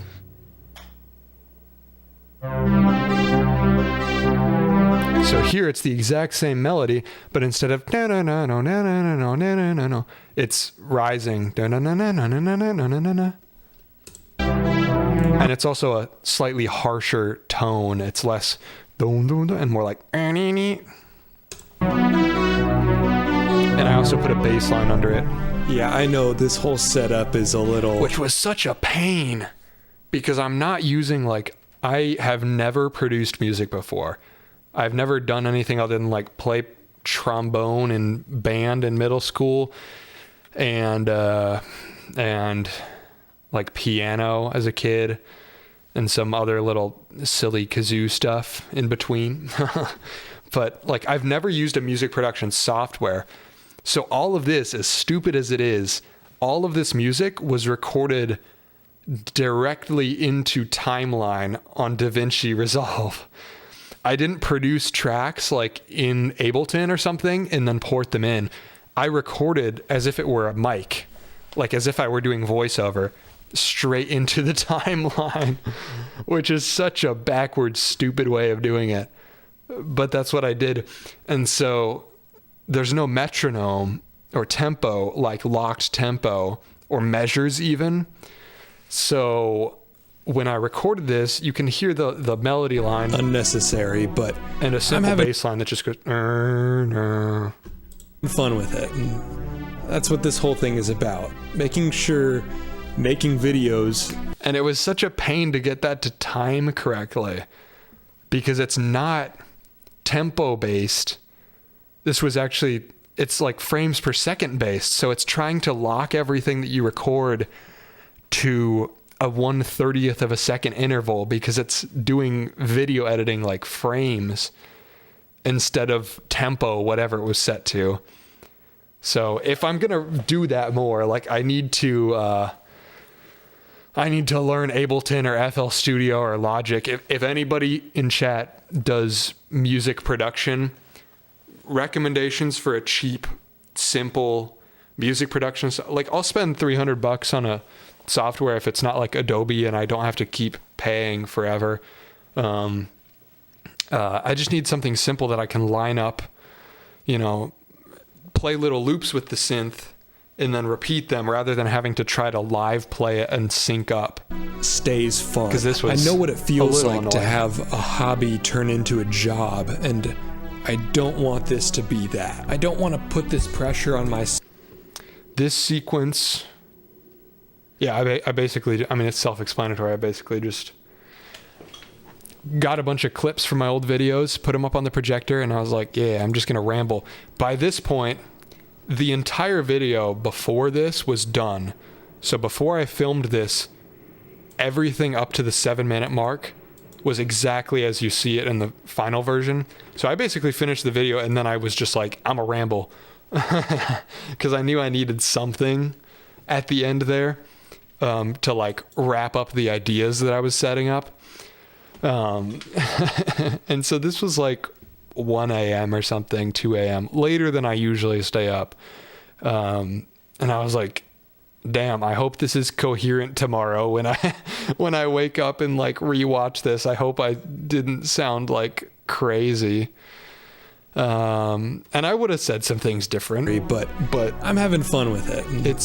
That's what this whole thing is about. Making videos. I don't need to play this because it's one shot. There's no extra insight to say aside from when I should spend 3 seconds. I don't know if that's cheesy, but I thought it was a good wrap up. a rare moving shot on my channel. I kind of dislike moving shots because stabilization can get so sucky. Yo, Pappas is back. We watched memes. We watched the Limonide video, which I don't know if I should have, but you weren't here, so nobody to say no. And I watched a little bit of In a Dog's Mind because they were asking about the ladder shot. And so I was showing them that the ladder shot wasn't random. It was in the script. Also, I told them to run your numbers up a little more. So we got you from let's see what you're at now. We got you past 50. 51. Yay! So we pushed you past 50. And memes is past 50. Let's see. So yeah, these last shots, I don't usually like moving the camera because it adds so much inconsistency. I like steady shots. Casey Neistat says the same thing too. And I can't be asked to put a camera on a gimbal for a YouTube. I did it before. I was experimenting with a gimbal, but unless that's just too unnecessary. I don't know. If I need a handheld moving shot, I'll do it handheld. And at least my new Sony has better IBIS than my Canon did. Canon didn't have any. This shot, I looped the welding shot a couple extra times because I liked the white illuminating the flop cam right there. Naihu? Yeah. Yeah, nice stat. Thank you for your time. Put some respect on the name. Also, my buddy Michael that I interviewed in this video is releasing a short film on Thursday that I'm in. Give him a sub. See if we can push him past 100. I don't know. I'll link his channel in the description. Check him out. Check him out. Yeah. Yeah. My buddy I Michael had some fun with hue shifting that. Talk about the green light behind you. Yeah, I hue shifted it for no good reason. I just thought it would be funny. Or fun, not funny. So it's the same exact lighting as this. These two shots are the same. Which you might not notice right away, but if I tell you it's very like this pink to green is so unnatural. I could have made it look more natural, but I was like, nah. I also like this green and orange motif because it kind of feels like, kind of teal and orangey, like traditional whatever YouTube people put lights on stuff and the RGB lights. It kind of feels like that, but it also feels like green and orange is like safety lights, like very blue collary, like hazard lights. It feels very hands-on to me. Like I love this shot is my favorite piece to camera I've done because of the orange green. Orange and green as a pair just screams like high vis, like safety, working with tools, but it's also like sort of cinematic because it's colored light, messing with lighting conditions. So I like that. That's going to be a motif that kind of sticks around on the channel. And completely unintentionally, I thought it was kind of cool that this area of the screen becomes like green land, which was totally unplanned. I put the green there. The green, where did that clip go? I put the green light there, but all the other green stuff there is like, so this is spray paint. That was just chance. There's a plant there. This side of the table is green. There's a green hammer sitting there. And then there's the green of the lawn outside the apartment building. There's like all these coincidences of this green stuff here. And then these orange lights just become like so orange and the wall is warm. Like, I just like how that comes up. What's your number one color grading tip? I'm actually new to color grading, so I don't know. So my color grading process is, I I don't feel good about giving tips because they might be things that are like no-nos that you're not supposed to do. But I guess the biggest thing is, shooting flat so you have dynamic range to work with. So let's see, let's do this. Let's move over to the left monitor. Hello? Here we are. Where's that clip? Where is that clip? We are in the timeline. And I know the audio doesn't work here, but it don't matter. I love the look of your videos, would have never guessed you're new to color grading. Yeah, I mean, new relatively, basically I didn't really color grade anything until I moved to DaVinci. Because DaVinci color grading is so much nicer, in my opinion. Let's see. So, how did I color grade this shot? First off, so this is what it looks like straight out of camera. I shoot pretty flat on Sony. I wish it were bigger. How do I make it? I can make this subtract somehow. I don't remember how. Boom. There we go. So this is what it looks like straight out of camera on my Sony. I'm not shooting full S-Log. And when I was shooting on Canon more, my Canon M50 doesn't have C-Log or anything, obviously. It's a fairly consumer level camera. So I just put a custom color profile on it where I drop contrast as much as possible and basically get it to look like this. So very low contrast. And then the main thing is a LUT that I made. So without the LUT, no LUT. So this is just contrast adjustment. So I will basically just adjust the contrast with these curves. And this is only something I just started doing, is what Pappas told me to do, Pappas Productions in the chat. Looking at the scopes here, my camera's blocking it. Hello? These things down here. So before this grade, it was up like this. So obviously the blacks at the bottom aren't very black. So the first thing that I'll do is drop this down until it basically touches the bottom. So you're using the whole range, which I used to not do. But Pappas was just telling me about this, about how you should be using the whole thing.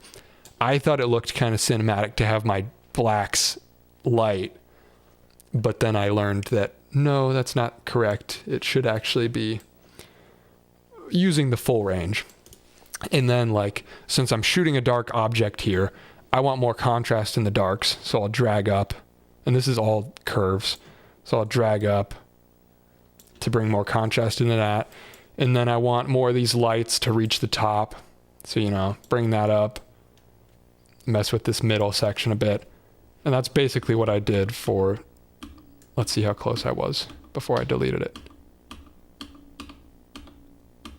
There, that's what it was before. So yeah, it's mainly that and then the LUT, which I wonder if I can find where my LUT is. So that's applying the LUT, and I'll tell you what the LUT does. There's a couple of versions of it. So it's called Hacksaw 5. I'm on the 5th iteration. It used to be crazier. So this is Hacksaw 2. The original versions of the LUT would adjust the curves more, because originally I was only shooting on the Canon. And so I had my LUT just take the Canon flat footage and turn it into usable footage. So it would up the contrast, it would up the saturation. So this is Hacksaw 3, the 3rd iteration, Hacksaw 4, the 4th iteration, and Hacksaw 5, which is the current.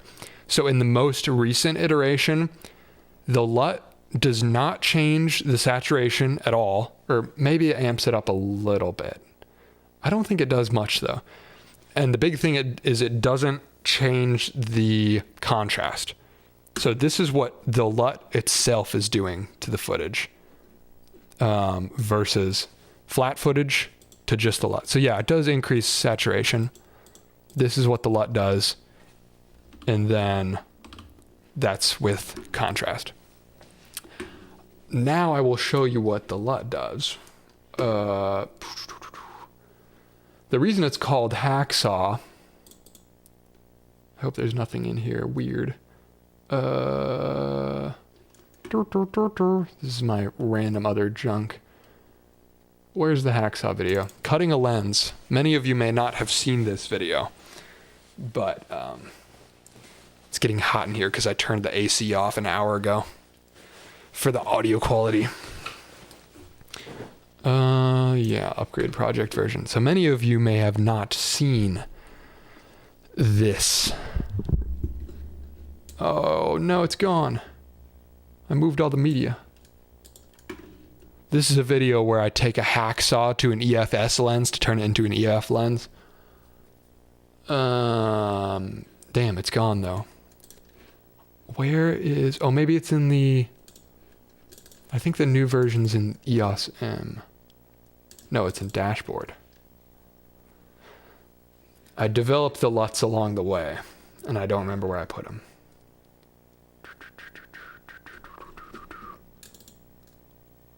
Yeah, I don't know where it is, so I can't show you exactly.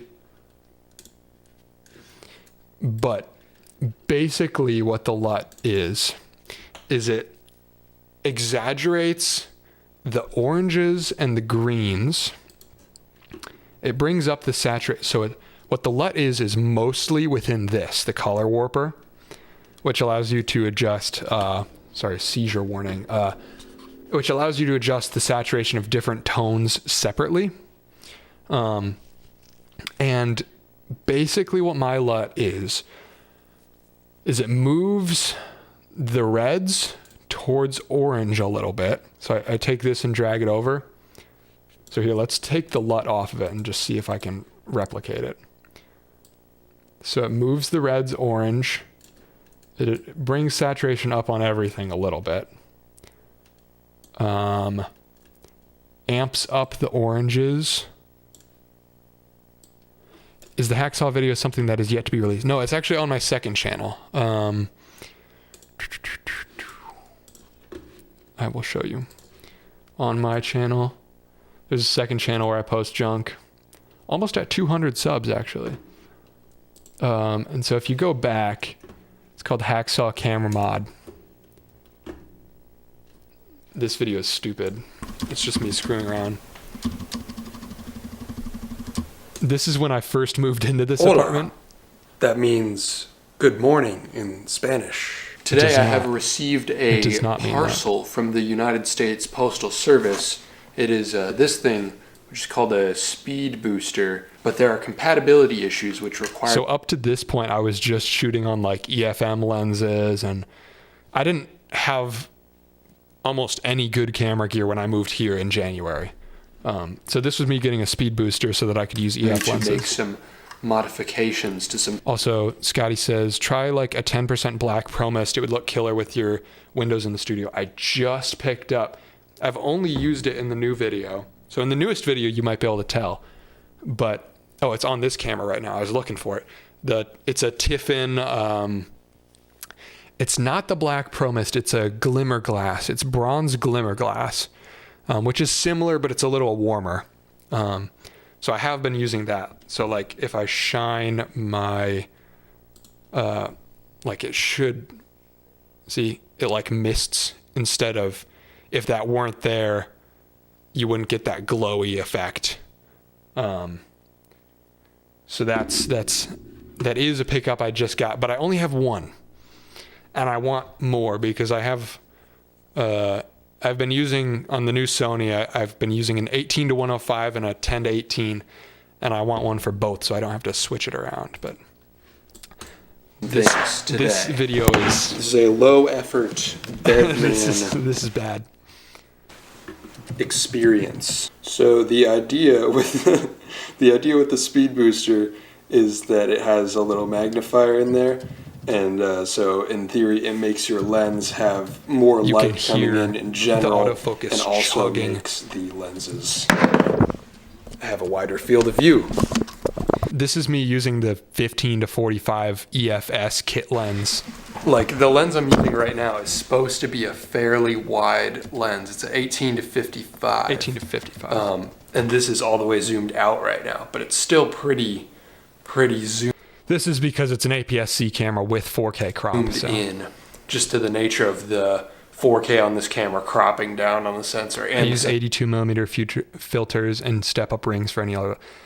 It's probably what I should have done, but I don't love having to swap it because I like the production process to be quicker, so I'll hot swap lenses back and forth. What headphones are you using? Whichever ones Joe Rogan uses, I think. It's the Sennheiser HD 280 Pro. They're like $80 or something. Sensor being small. They're really good for like reference monitors. Just the sound profile is very flat. Frame. So they're not going to look the best or sound the best for like, they're not going to bump the bass when you're listening to music, but for editing, it's good. And I do like music out of them. I like listening to music flat. The speed booster device should allow me to hold off on buying a full frame camera for some time, and it's a lot cheaper. The issue, and the reason that I'm filming today, I use this for is my that class. because there's an extra piece of glass in here, some of the lenses that I have that fit on this socket okay, this video is boring, but it's about to get fit. Let me show you. I have to take off this lens. This is the lens I was. So I'm shooting on the 18 to 55 EFS. EFS means it fits the EF mount, but it's meant for APS-C, I think. Recording on just then. And I was using a non-speed booster adapter. 18 to 55, and it runs on the EF mount with an adapter. This is the speed booster that I have just purchased. Anyway, here's the issue with this thing. Because there's the extra piece of glass and there's the extra elements in the middle, when I try to put these two together, there's a very small gap there, you see? You can see where this is going. It doesn't quite go all the way in. I forgot that this is not compatible with necessarily everything that goes on this mount. So not every lens. I'll show you more about the color grading thing. I'm showing the reason why the LUT is called Hacksaw LUT is because this was the first video that I made a LUT for. So I just called it Hacksaw LUT because the video is Hacksaw Camera Mod. Just every subsequent one, I've just gone Hacksaw 1, Hacksaw 2, Hacksaw. So now I'm on Hacksaw 5. Because depending on the overhang of how far out this goes, it will literally just hit the glass element. So this lens is not compatible, but I want to use this lens with this. So yeah, you see where this is going and where the hacksaw comes in. There's not actually any important elements in this thing. No, I didn't interpret it sarcastic at all. I'm just saying I got more. I want to explain what the LUT does. Until further back, all of this is just plastic and this rubber flange that makes sure that things seal properly. I think it's a weather sealing option. Okay, get to the point. I don't know. To mount this here. Let's find out, shall we? Okay, so slice some time. I just go at it with a hacksaw. This is the most savage video I've ever made. Hey, that wasn't expected. We have cut a fairly large hole into this thing. A fairly large hole. This piece Yeah, so the idea is I was cutting bits off of it so that it would fit with the speed booster and not hit the piece of glass.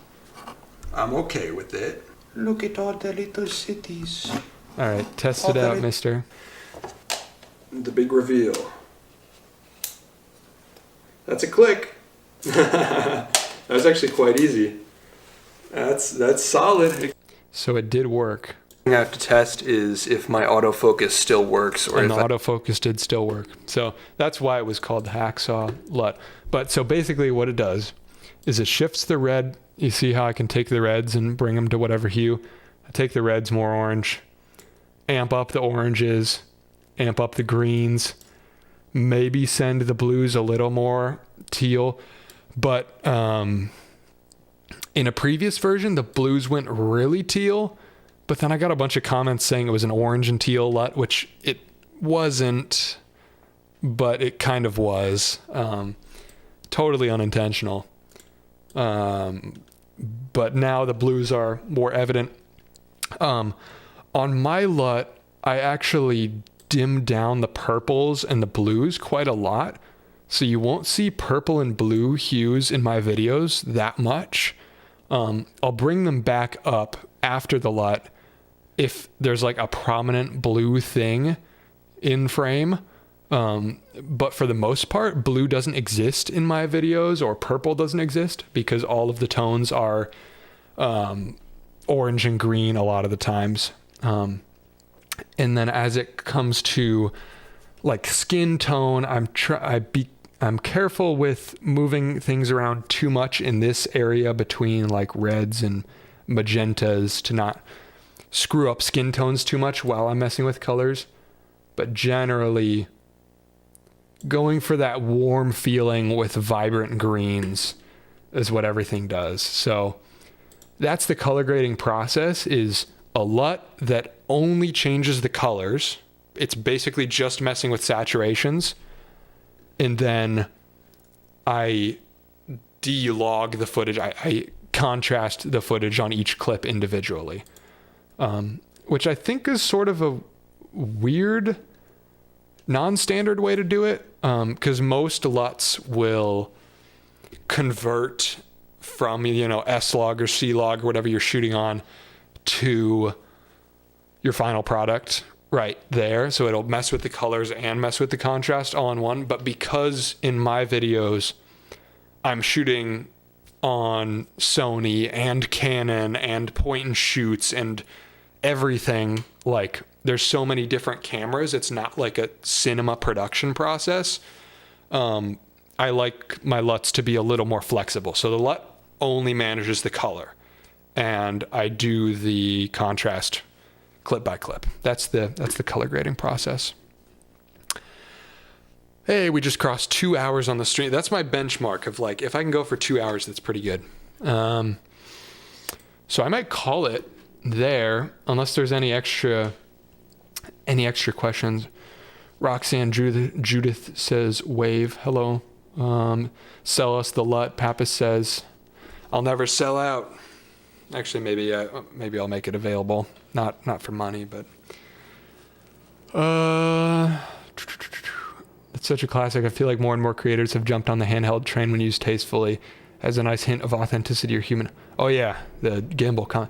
I got a gimbal thinking it would use it a ton, but I realized it's annoying to set up and hard to use with a shotgun mic, so it's been sitting in my closet since I got it, minus $300. Yeah, luckily I didn't buy one. I just borrowed my boss's for a bit and figured out that like, I don't use it that much. I used it for one video, which was the first video in this studio where I'm like setting up the table and stuff. There's a bunch of like crisp rolling shots, but those were such a pain, even with the gimbal, because that camera has no stabilization built in. What about the gray boxes in the back? Yeah, these are sick. These are actually really cool. Big old metal boxes. So they say do not X-ray. RE mags. So these are old film. These are boxes that they would use to transport, I guess, RE film reels. And they all say, do not X-ray photographic materials, Hollywood. It's like super sick, right? So I have 2 of these. Nothing in them, but they have this hefty old hinge and this leather strap. So old film boxes. And they have some handwriting on them too. Case 1. 2 mags. So I guess these were actually used in some sort of film production. I'm not sure how they got to Indianapolis, but that's where I bought them. Pretty cool, right? Evan, why you live near me? What do you mean? I'm in Cleveland. I'm in Indianapolis a lot though. What about any good EFM lens suggestions? I just got the EOS M50 Mark II. Yes. So if you want to spend more money later, speed booster and EF lenses are sweet because you can get cheap. You can get cheap full frame EF lenses all day for decent amounts of money, decently cheap. I mean, so like this was the lens that changed the game for me. EF 16 to 35. I got this for like 300. So freaking crisp. But because it's a full frame lens, it's a lot bigger, and then you have to buy the $100 speed booster or adapter. So like late game, like once you're deeper, I don't know where you're at or how much you want to pay, but these are the best you can get for your EFMs, and they're not that expensive. If you want actual native EFM lenses, which are nice because they're cheaper, especially now that they're not making EFM cameras anymore, they're cheaper. They're much lighter and much smaller. So for handheld, they're actually really good. So this is the one like really good EF lens I have, is the little Pancake 22. So crisp. It's so nice. And these are like, I think you can pick them up for $100 now, 100, 120. Really nice. I think there's like a 32 or something. A lot of these EFM primes are actually like really solid. I would stay away from the variable aperture zooms is, usually just a good thing to stay away from. But if you can deal with primes, they're good. It is a variable aperture zoom, but I used the kit lens, the 15 to 45 for a while, and it looks good. It's just suffers in low light. But yeah, if you can make so much stuff if you get this 22, it's an F2 or something. Yeah, F2. Super nice. Get that in like at 85 or something. I don't know exactly what the numbers are, but like there's an 85 or a 90 something in that range EFM. I shoot 99% handheld, and then if it needs to be super smooth or on a drone, I just toss it on gyroflow. Yeah. Yep. I used to. The digital stabilization on the M50 is actually pretty good. I'm sure it lowers resolution, like lowers the image quality a little bit, but it's pretty good. What was I talking about? Stabilization. I'm fairly happy. I just got the Sony A6600 is the new one that I'm shooting on, that this is right now, that most of the last video was shot on, aside from the floppy camera, obviously. And I'm like, the stabilization's weak. It's Sony, but it's like good enough for me. I'm used to zero stabilization, so it's better than nothing. And my lenses have stabilization now, so it's like, it's fine. I don't need GH5 levels of stabilization or whatever. Saw Dodd in your video, I live in Lakewood. Oh, yeah. Oh, you sent me an email, didn't you? I don't know if I ever responded to that. I'm bad at responding to things, but I did see your email. If that was you. Maybe that was somebody else. Yeah. Lakewood. I'm on, what's the neighborhood? Cudell. So I'm kind of close. Maybe we could meet at Dodd sometime. I thought about getting the M50, but I decided to go with the ZVE10. Any reason you decided to go with the M50s? At the time, I was just more familiar with Canon, I guess. Maybe it was Casey Neistat brain infecting me with the idea that Canon is everything. But also, like, the only other camera I'd shot on. Well, I had the EOS M before that, this guy, and then I had the point and shoot Canon. So I'd only ever had Canon, so I was just looking at Canon because that's what I didn't know that much about cameras when I bought that camera. I just bought it. I think I was kind of on a Twitch kick at that time. And I wanted something that would have clean HDMI out.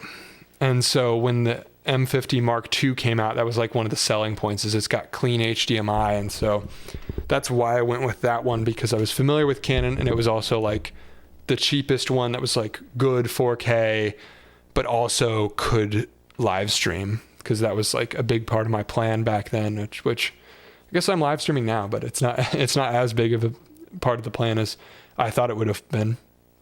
It's actually kind of funny, like live streaming was a big part of my plan to get to monetization on my channel, because it's easier to get watch hours from live streaming. So to become monetized, you need subscribers and watch hours. And I thought that live streaming would be the path to watch hours, and then it turned out I just needed one video to blow up and didn't need all that. So now live streaming is just for fun. Going with the Sony ZV-E10. Yeah, that one looks good too. I get confused with the Sony naming schemes, because there's the ZV-E10 and the ZV-10 are different cameras, right? I get confused because there's a new one that's full frame that's like $2,000, but that's the smaller one. I don't remember. The Sony naming schemes are kind of confusing. But yeah, that's why I went with the M50. Looking at the new Sony stuff they're announcing next week, A7CR and the A7C2. Yeah, I'm looking at buying, so I've never owned full frame. I'm looking at buying an A7C when they drop the A7C2, because I think the A7C is going to get cheaper. So I'm looking at, I don't need another camera right now, but next camera might be an A7C when the price drops because of the new ones. I'm on Lumix G95. I'm shooting as a hobby, but man, my brain pixel peeps, so I'm doing this plunge to full frame. Yeah, I was gonna buy the S5 Lumix. I was on a full frame kick, and then I started looking into the FX30, and I'm like, hey, APS-C ain't too bad. And then I ended up getting the A6600 because I travel enough that like smaller cameras are a selling point for me. And also I don't use viewfinders. I don't do photography. So like the form factor of the smaller cameras is better for me. Lumix G95. I don't know that one. I'm not as familiar with. I've only like been in the camera shopping market for like 2 years. Like 1 year outside of Canon. So yeah, I have not seen this camera. I didn't know about this one. Micro Four Thirds is cool though. At work we shoot with GH5s and GH5Ss for everything. Thoughts on the Canon SL2 and SL3? Never heard of them, but I'll look them up. SL2. What is... Oh, like one of the old Rebels? I don't know much about it. I'm actually like... I know 2 of my last 3 videos have been cameras, but aside from when I'm camera shopping, I'm not that like... I like cameras as a means to an end of like filmmaking, and I like the hands-on nature of it, but I actually don't know that much. What I know is from researching to buy my cameras and nerding out about the ones that are like super, like, you know, an FX3 or something would be sick. Pappas says, I shot my last 2 shorts on GH5 and GH5S. It's really great. It looks really good. Like, sensor size is not everything. Megapixels aren't everything. I find the SLs are like the M50s, but EF mount and DSLR. I'm sure it's a respectable camera then. I've never owned a DSLR, which is weird, because I bought the EOS M. Was probably like was it literally the first Canon mirrorless? This might have been the first Canon mirrorless. I don't know. It was the first camera on EFM mount, I think. So that was, yeah. I guess I just skipped that era. I didn't have a camera back then. I just had this Mr. PowerShot 330 HS. Sadly, I'm not shooting most of the video most of the time. I almost bought the GH6. Yeah, if I had to buy a full frame camera today, it would be either the S5 II or the A7C. Them's the picks. Anyway, we're well over 2 hours. It's getting dark outside. The lighting conditions look less good. Well, hey, thanks everybody for hanging out. This was a good time. I'm glad I went live after all. I was debating on if I felt like just, I don't know, staying at home or just watching YouTube and eating some food, but I'm glad I went live. Good to know that it's actually cool. This was something that I wanted to touch on, is this video is like, so like I had the video blow up, the $0 camera rig that got 80,000 views or whatever. And like, there's a lot of comments on that, like so many nice comments, just overwhelming. But it doesn't like feel real or legitimate off of one video. But it's only like began to feel real on this latest upload. Is like, this upload didn't hit the algorithm really. Like, it's just the people that were already subbed saw it. And reading the comments on this video was like the first time that I'm like, holy shit, there's a community here, whatever that means. Like, there's people, like I'm seeing repeat names and people that are like excited to see me upload again, or comments about consistency, which is something I've never had before. So it's really, really cool to see sort of a community beginning to, like, this baseline of like 1,000 people are gonna watch and engage with videos that I put out, and that's really cool. They don't need to hit the algorithm anymore. I don't need to necessarily have the most clickable title for possibly 1,000 people to see it. And there's people waiting on my next upload now, and that's a good feeling. And only since posting this video 2 days ago have I really felt that in a weird way. This video getting 1.2 thousand views or whatever it's at right now feels better than the other video getting 82,000. Like, it's really cool that there's like, you know, something starting to build. I'm excited. Trying to keep the pressure light, not stress too much about when I'm putting the next video out, but you know, keeping consistent enough. I think for now, 2 a month is the sweet spot. I've been at, you know, last 3-4 months, I've done 4 or 5 videos in the last 4 months. So I'm pretty sustainably at 1 a month right now. Looking to double that up to 2 a month. My car dash is wired wrong. Mind fixing mine too. Oh God. You know I can't wire good. I actually broke mine after some things went wrong after that video. Not that bad, but the voltage limit on the dials wasn't enough for the AC. So I actually, even though I didn't fry out the wires anymore, I fried out the knobs. So my AC stopped for a little bit, and then I hardwired it, and it's a whole mess. I got to pull it off and do it again. But the good thing is whenever I pull it off, I can redo the thumbnail, because I think that video needs a better thumbnail. So when I pull it off, I can fix that. But yeah, I'm not the guy to ask for about wiring.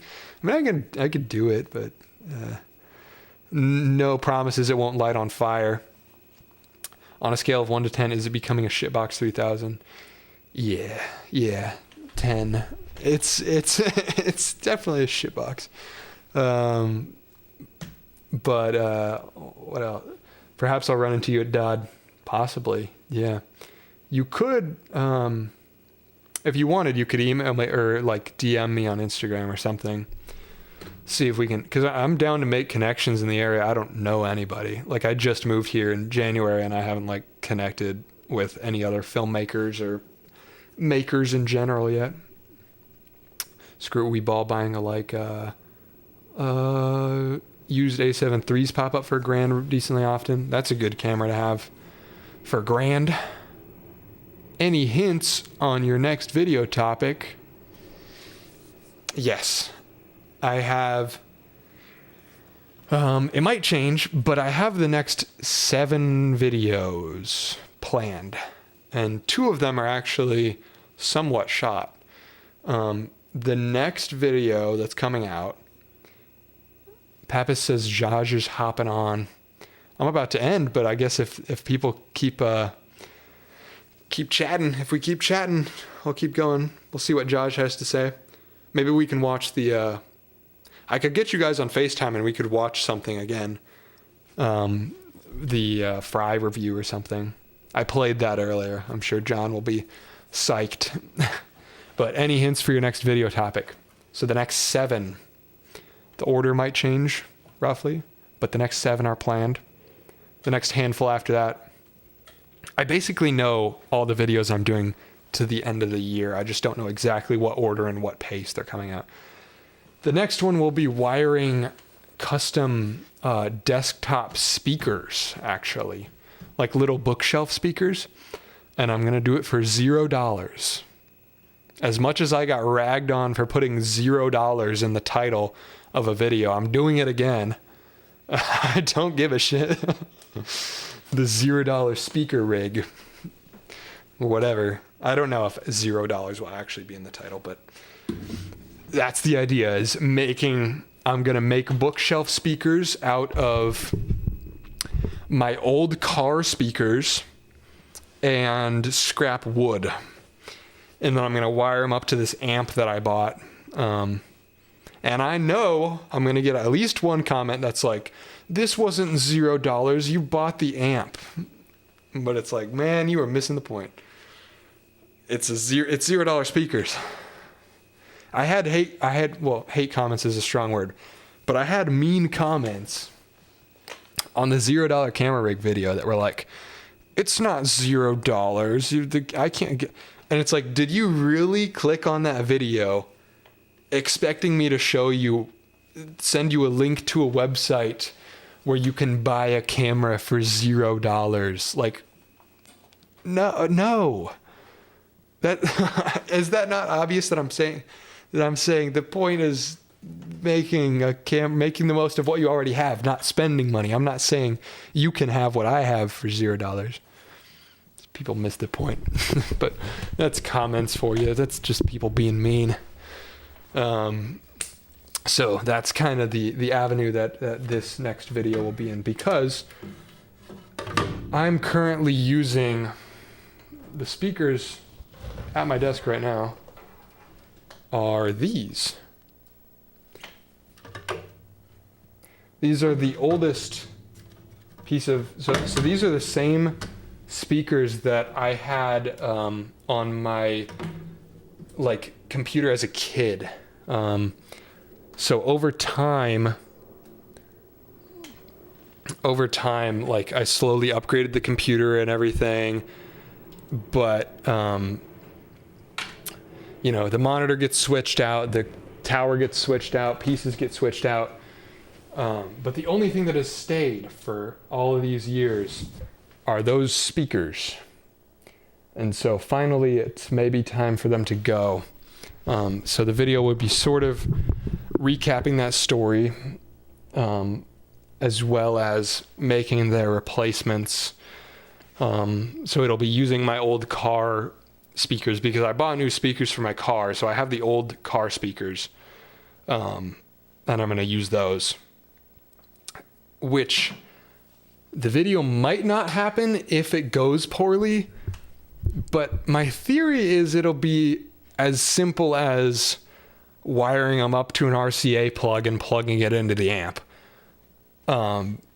It'll be content if they blow up, but I think it's that. I think speaker wiring is pretty straightforward, so I don't think I'll have any issues. But that's going to be part of the story. Is doing something with no plan, just experimentation, that kind of stuff. Oh man, the new speakers for the car.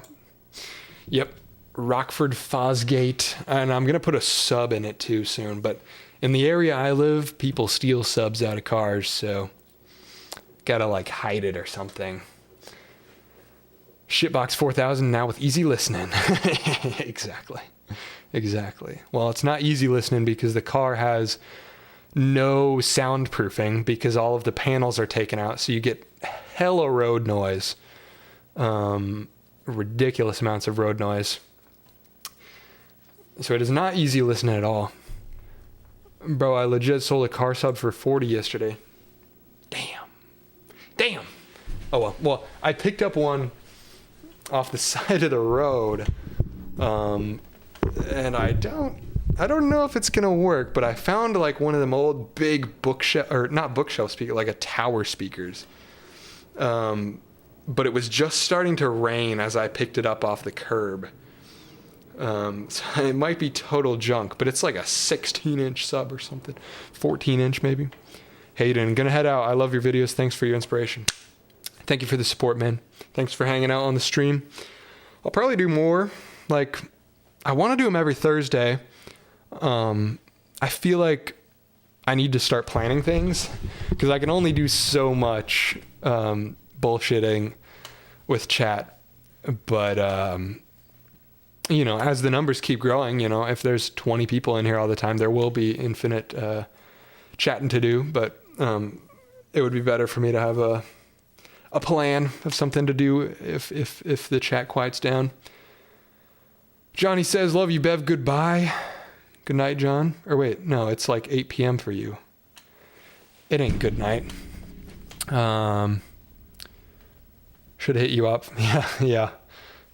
Speaking of, did you lose anything in all the flooding last night? No, that was a little... I saw the highway, like 90 was like flooding just like 2 exits down from me, but I had to drive home through that. Luckily, I dodged it. I headed home from work early, which was a smart move because otherwise something bad would have happened. But no, I'm on the second floor of the apartment I'm in, so no bad situations here. Car's fine. Yeah, I did have a flooding experience last winter. I don't know how many of my videos you've seen, but one of the oldest videos on my channel is about me moving into a 100-year-old cellar. And after I moved out of that cellar, like probably 3 weeks after I moved out of that cellar, the cellar flooded. The pipes burst and the thing flooded. I don't know how high because I wasn't there before the city shut off the water because we were all gone for Christmas, and the pipes burst while we were away. City shut it down, but it got at least a couple feet high. And if I was living in there at that point, that would have been terrible. Were you fermenting while living in the? It didn't flood that much. It would flood a little bit. It was definitely not the best situation. Also, it's a really old building, so the ceilings, like to the rafters, was like 6 foot or something. It was 6'4" or something. And I'm a tall dude. I'm 6'8". I'm like freakishly tall. And so I had to like crouch to walk around down there. It was not a great situation for long-term living, but also I was like 20 when I moved there, 21. You can deal with a little back pain, a little roughness.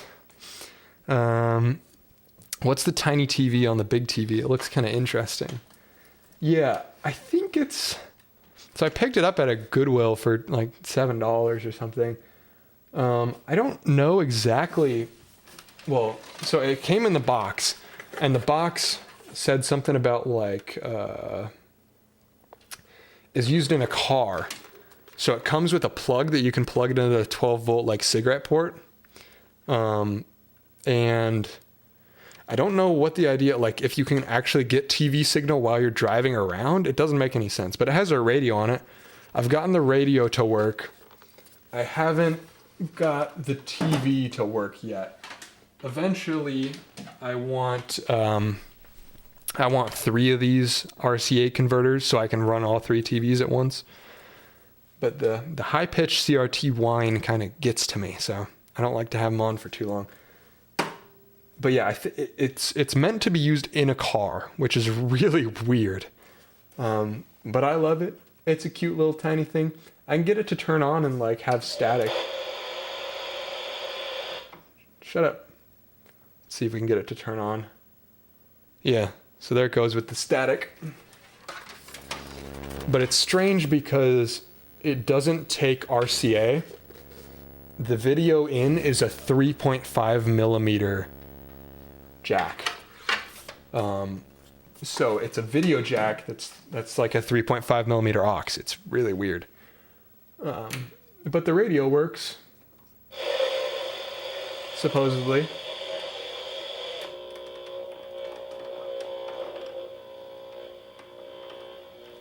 Maybe, sometimes.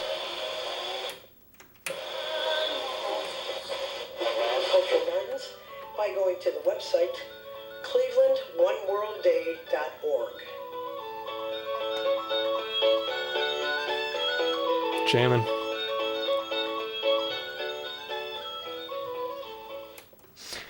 Cleveland.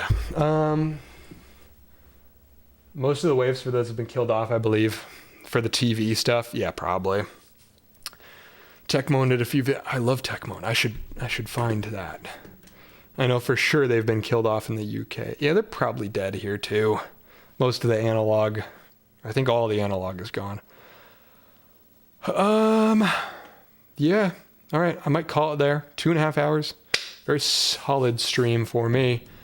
I usually go an hour or 2. Eventually, I will be doing streams that have like content. Eventually I'll do streams where I'm like making something. There is the other one on this channel where I'm like speedrunning the tables. I thought that was pretty good. But for now, just these chill streams. I think I'm going to do one of these after every video. So like videos are always going to go up on Tuesdays at 10 a.m. Not necessarily every Tuesday, but eventually that's the goal. But Tuesdays at 10 a.m. is when I upload. And then I'll stream Thursdays. I think that's good. Not posting or streaming on the weekends when everybody's hanging out. So videos Tuesdays, streams Thursdays. I'm going to start streaming after every upload is the idea, I think. And we will watch it grow. See what happens. I'll DM it to you. Thank you. Wonderful.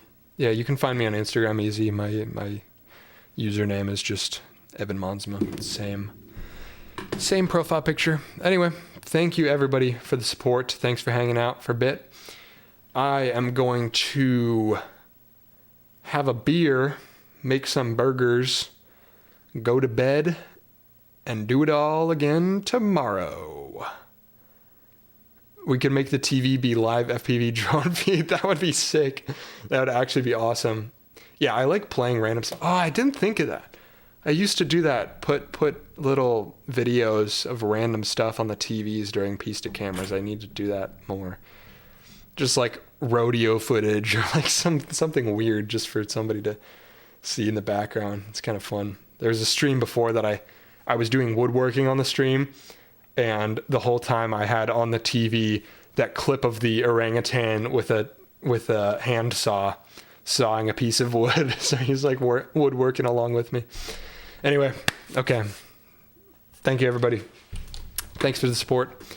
I'll be live again. I'll be posting again soon. Sooner than later. Less than 1 month to the next video. I swear. Aiming for 2 a month now. All right.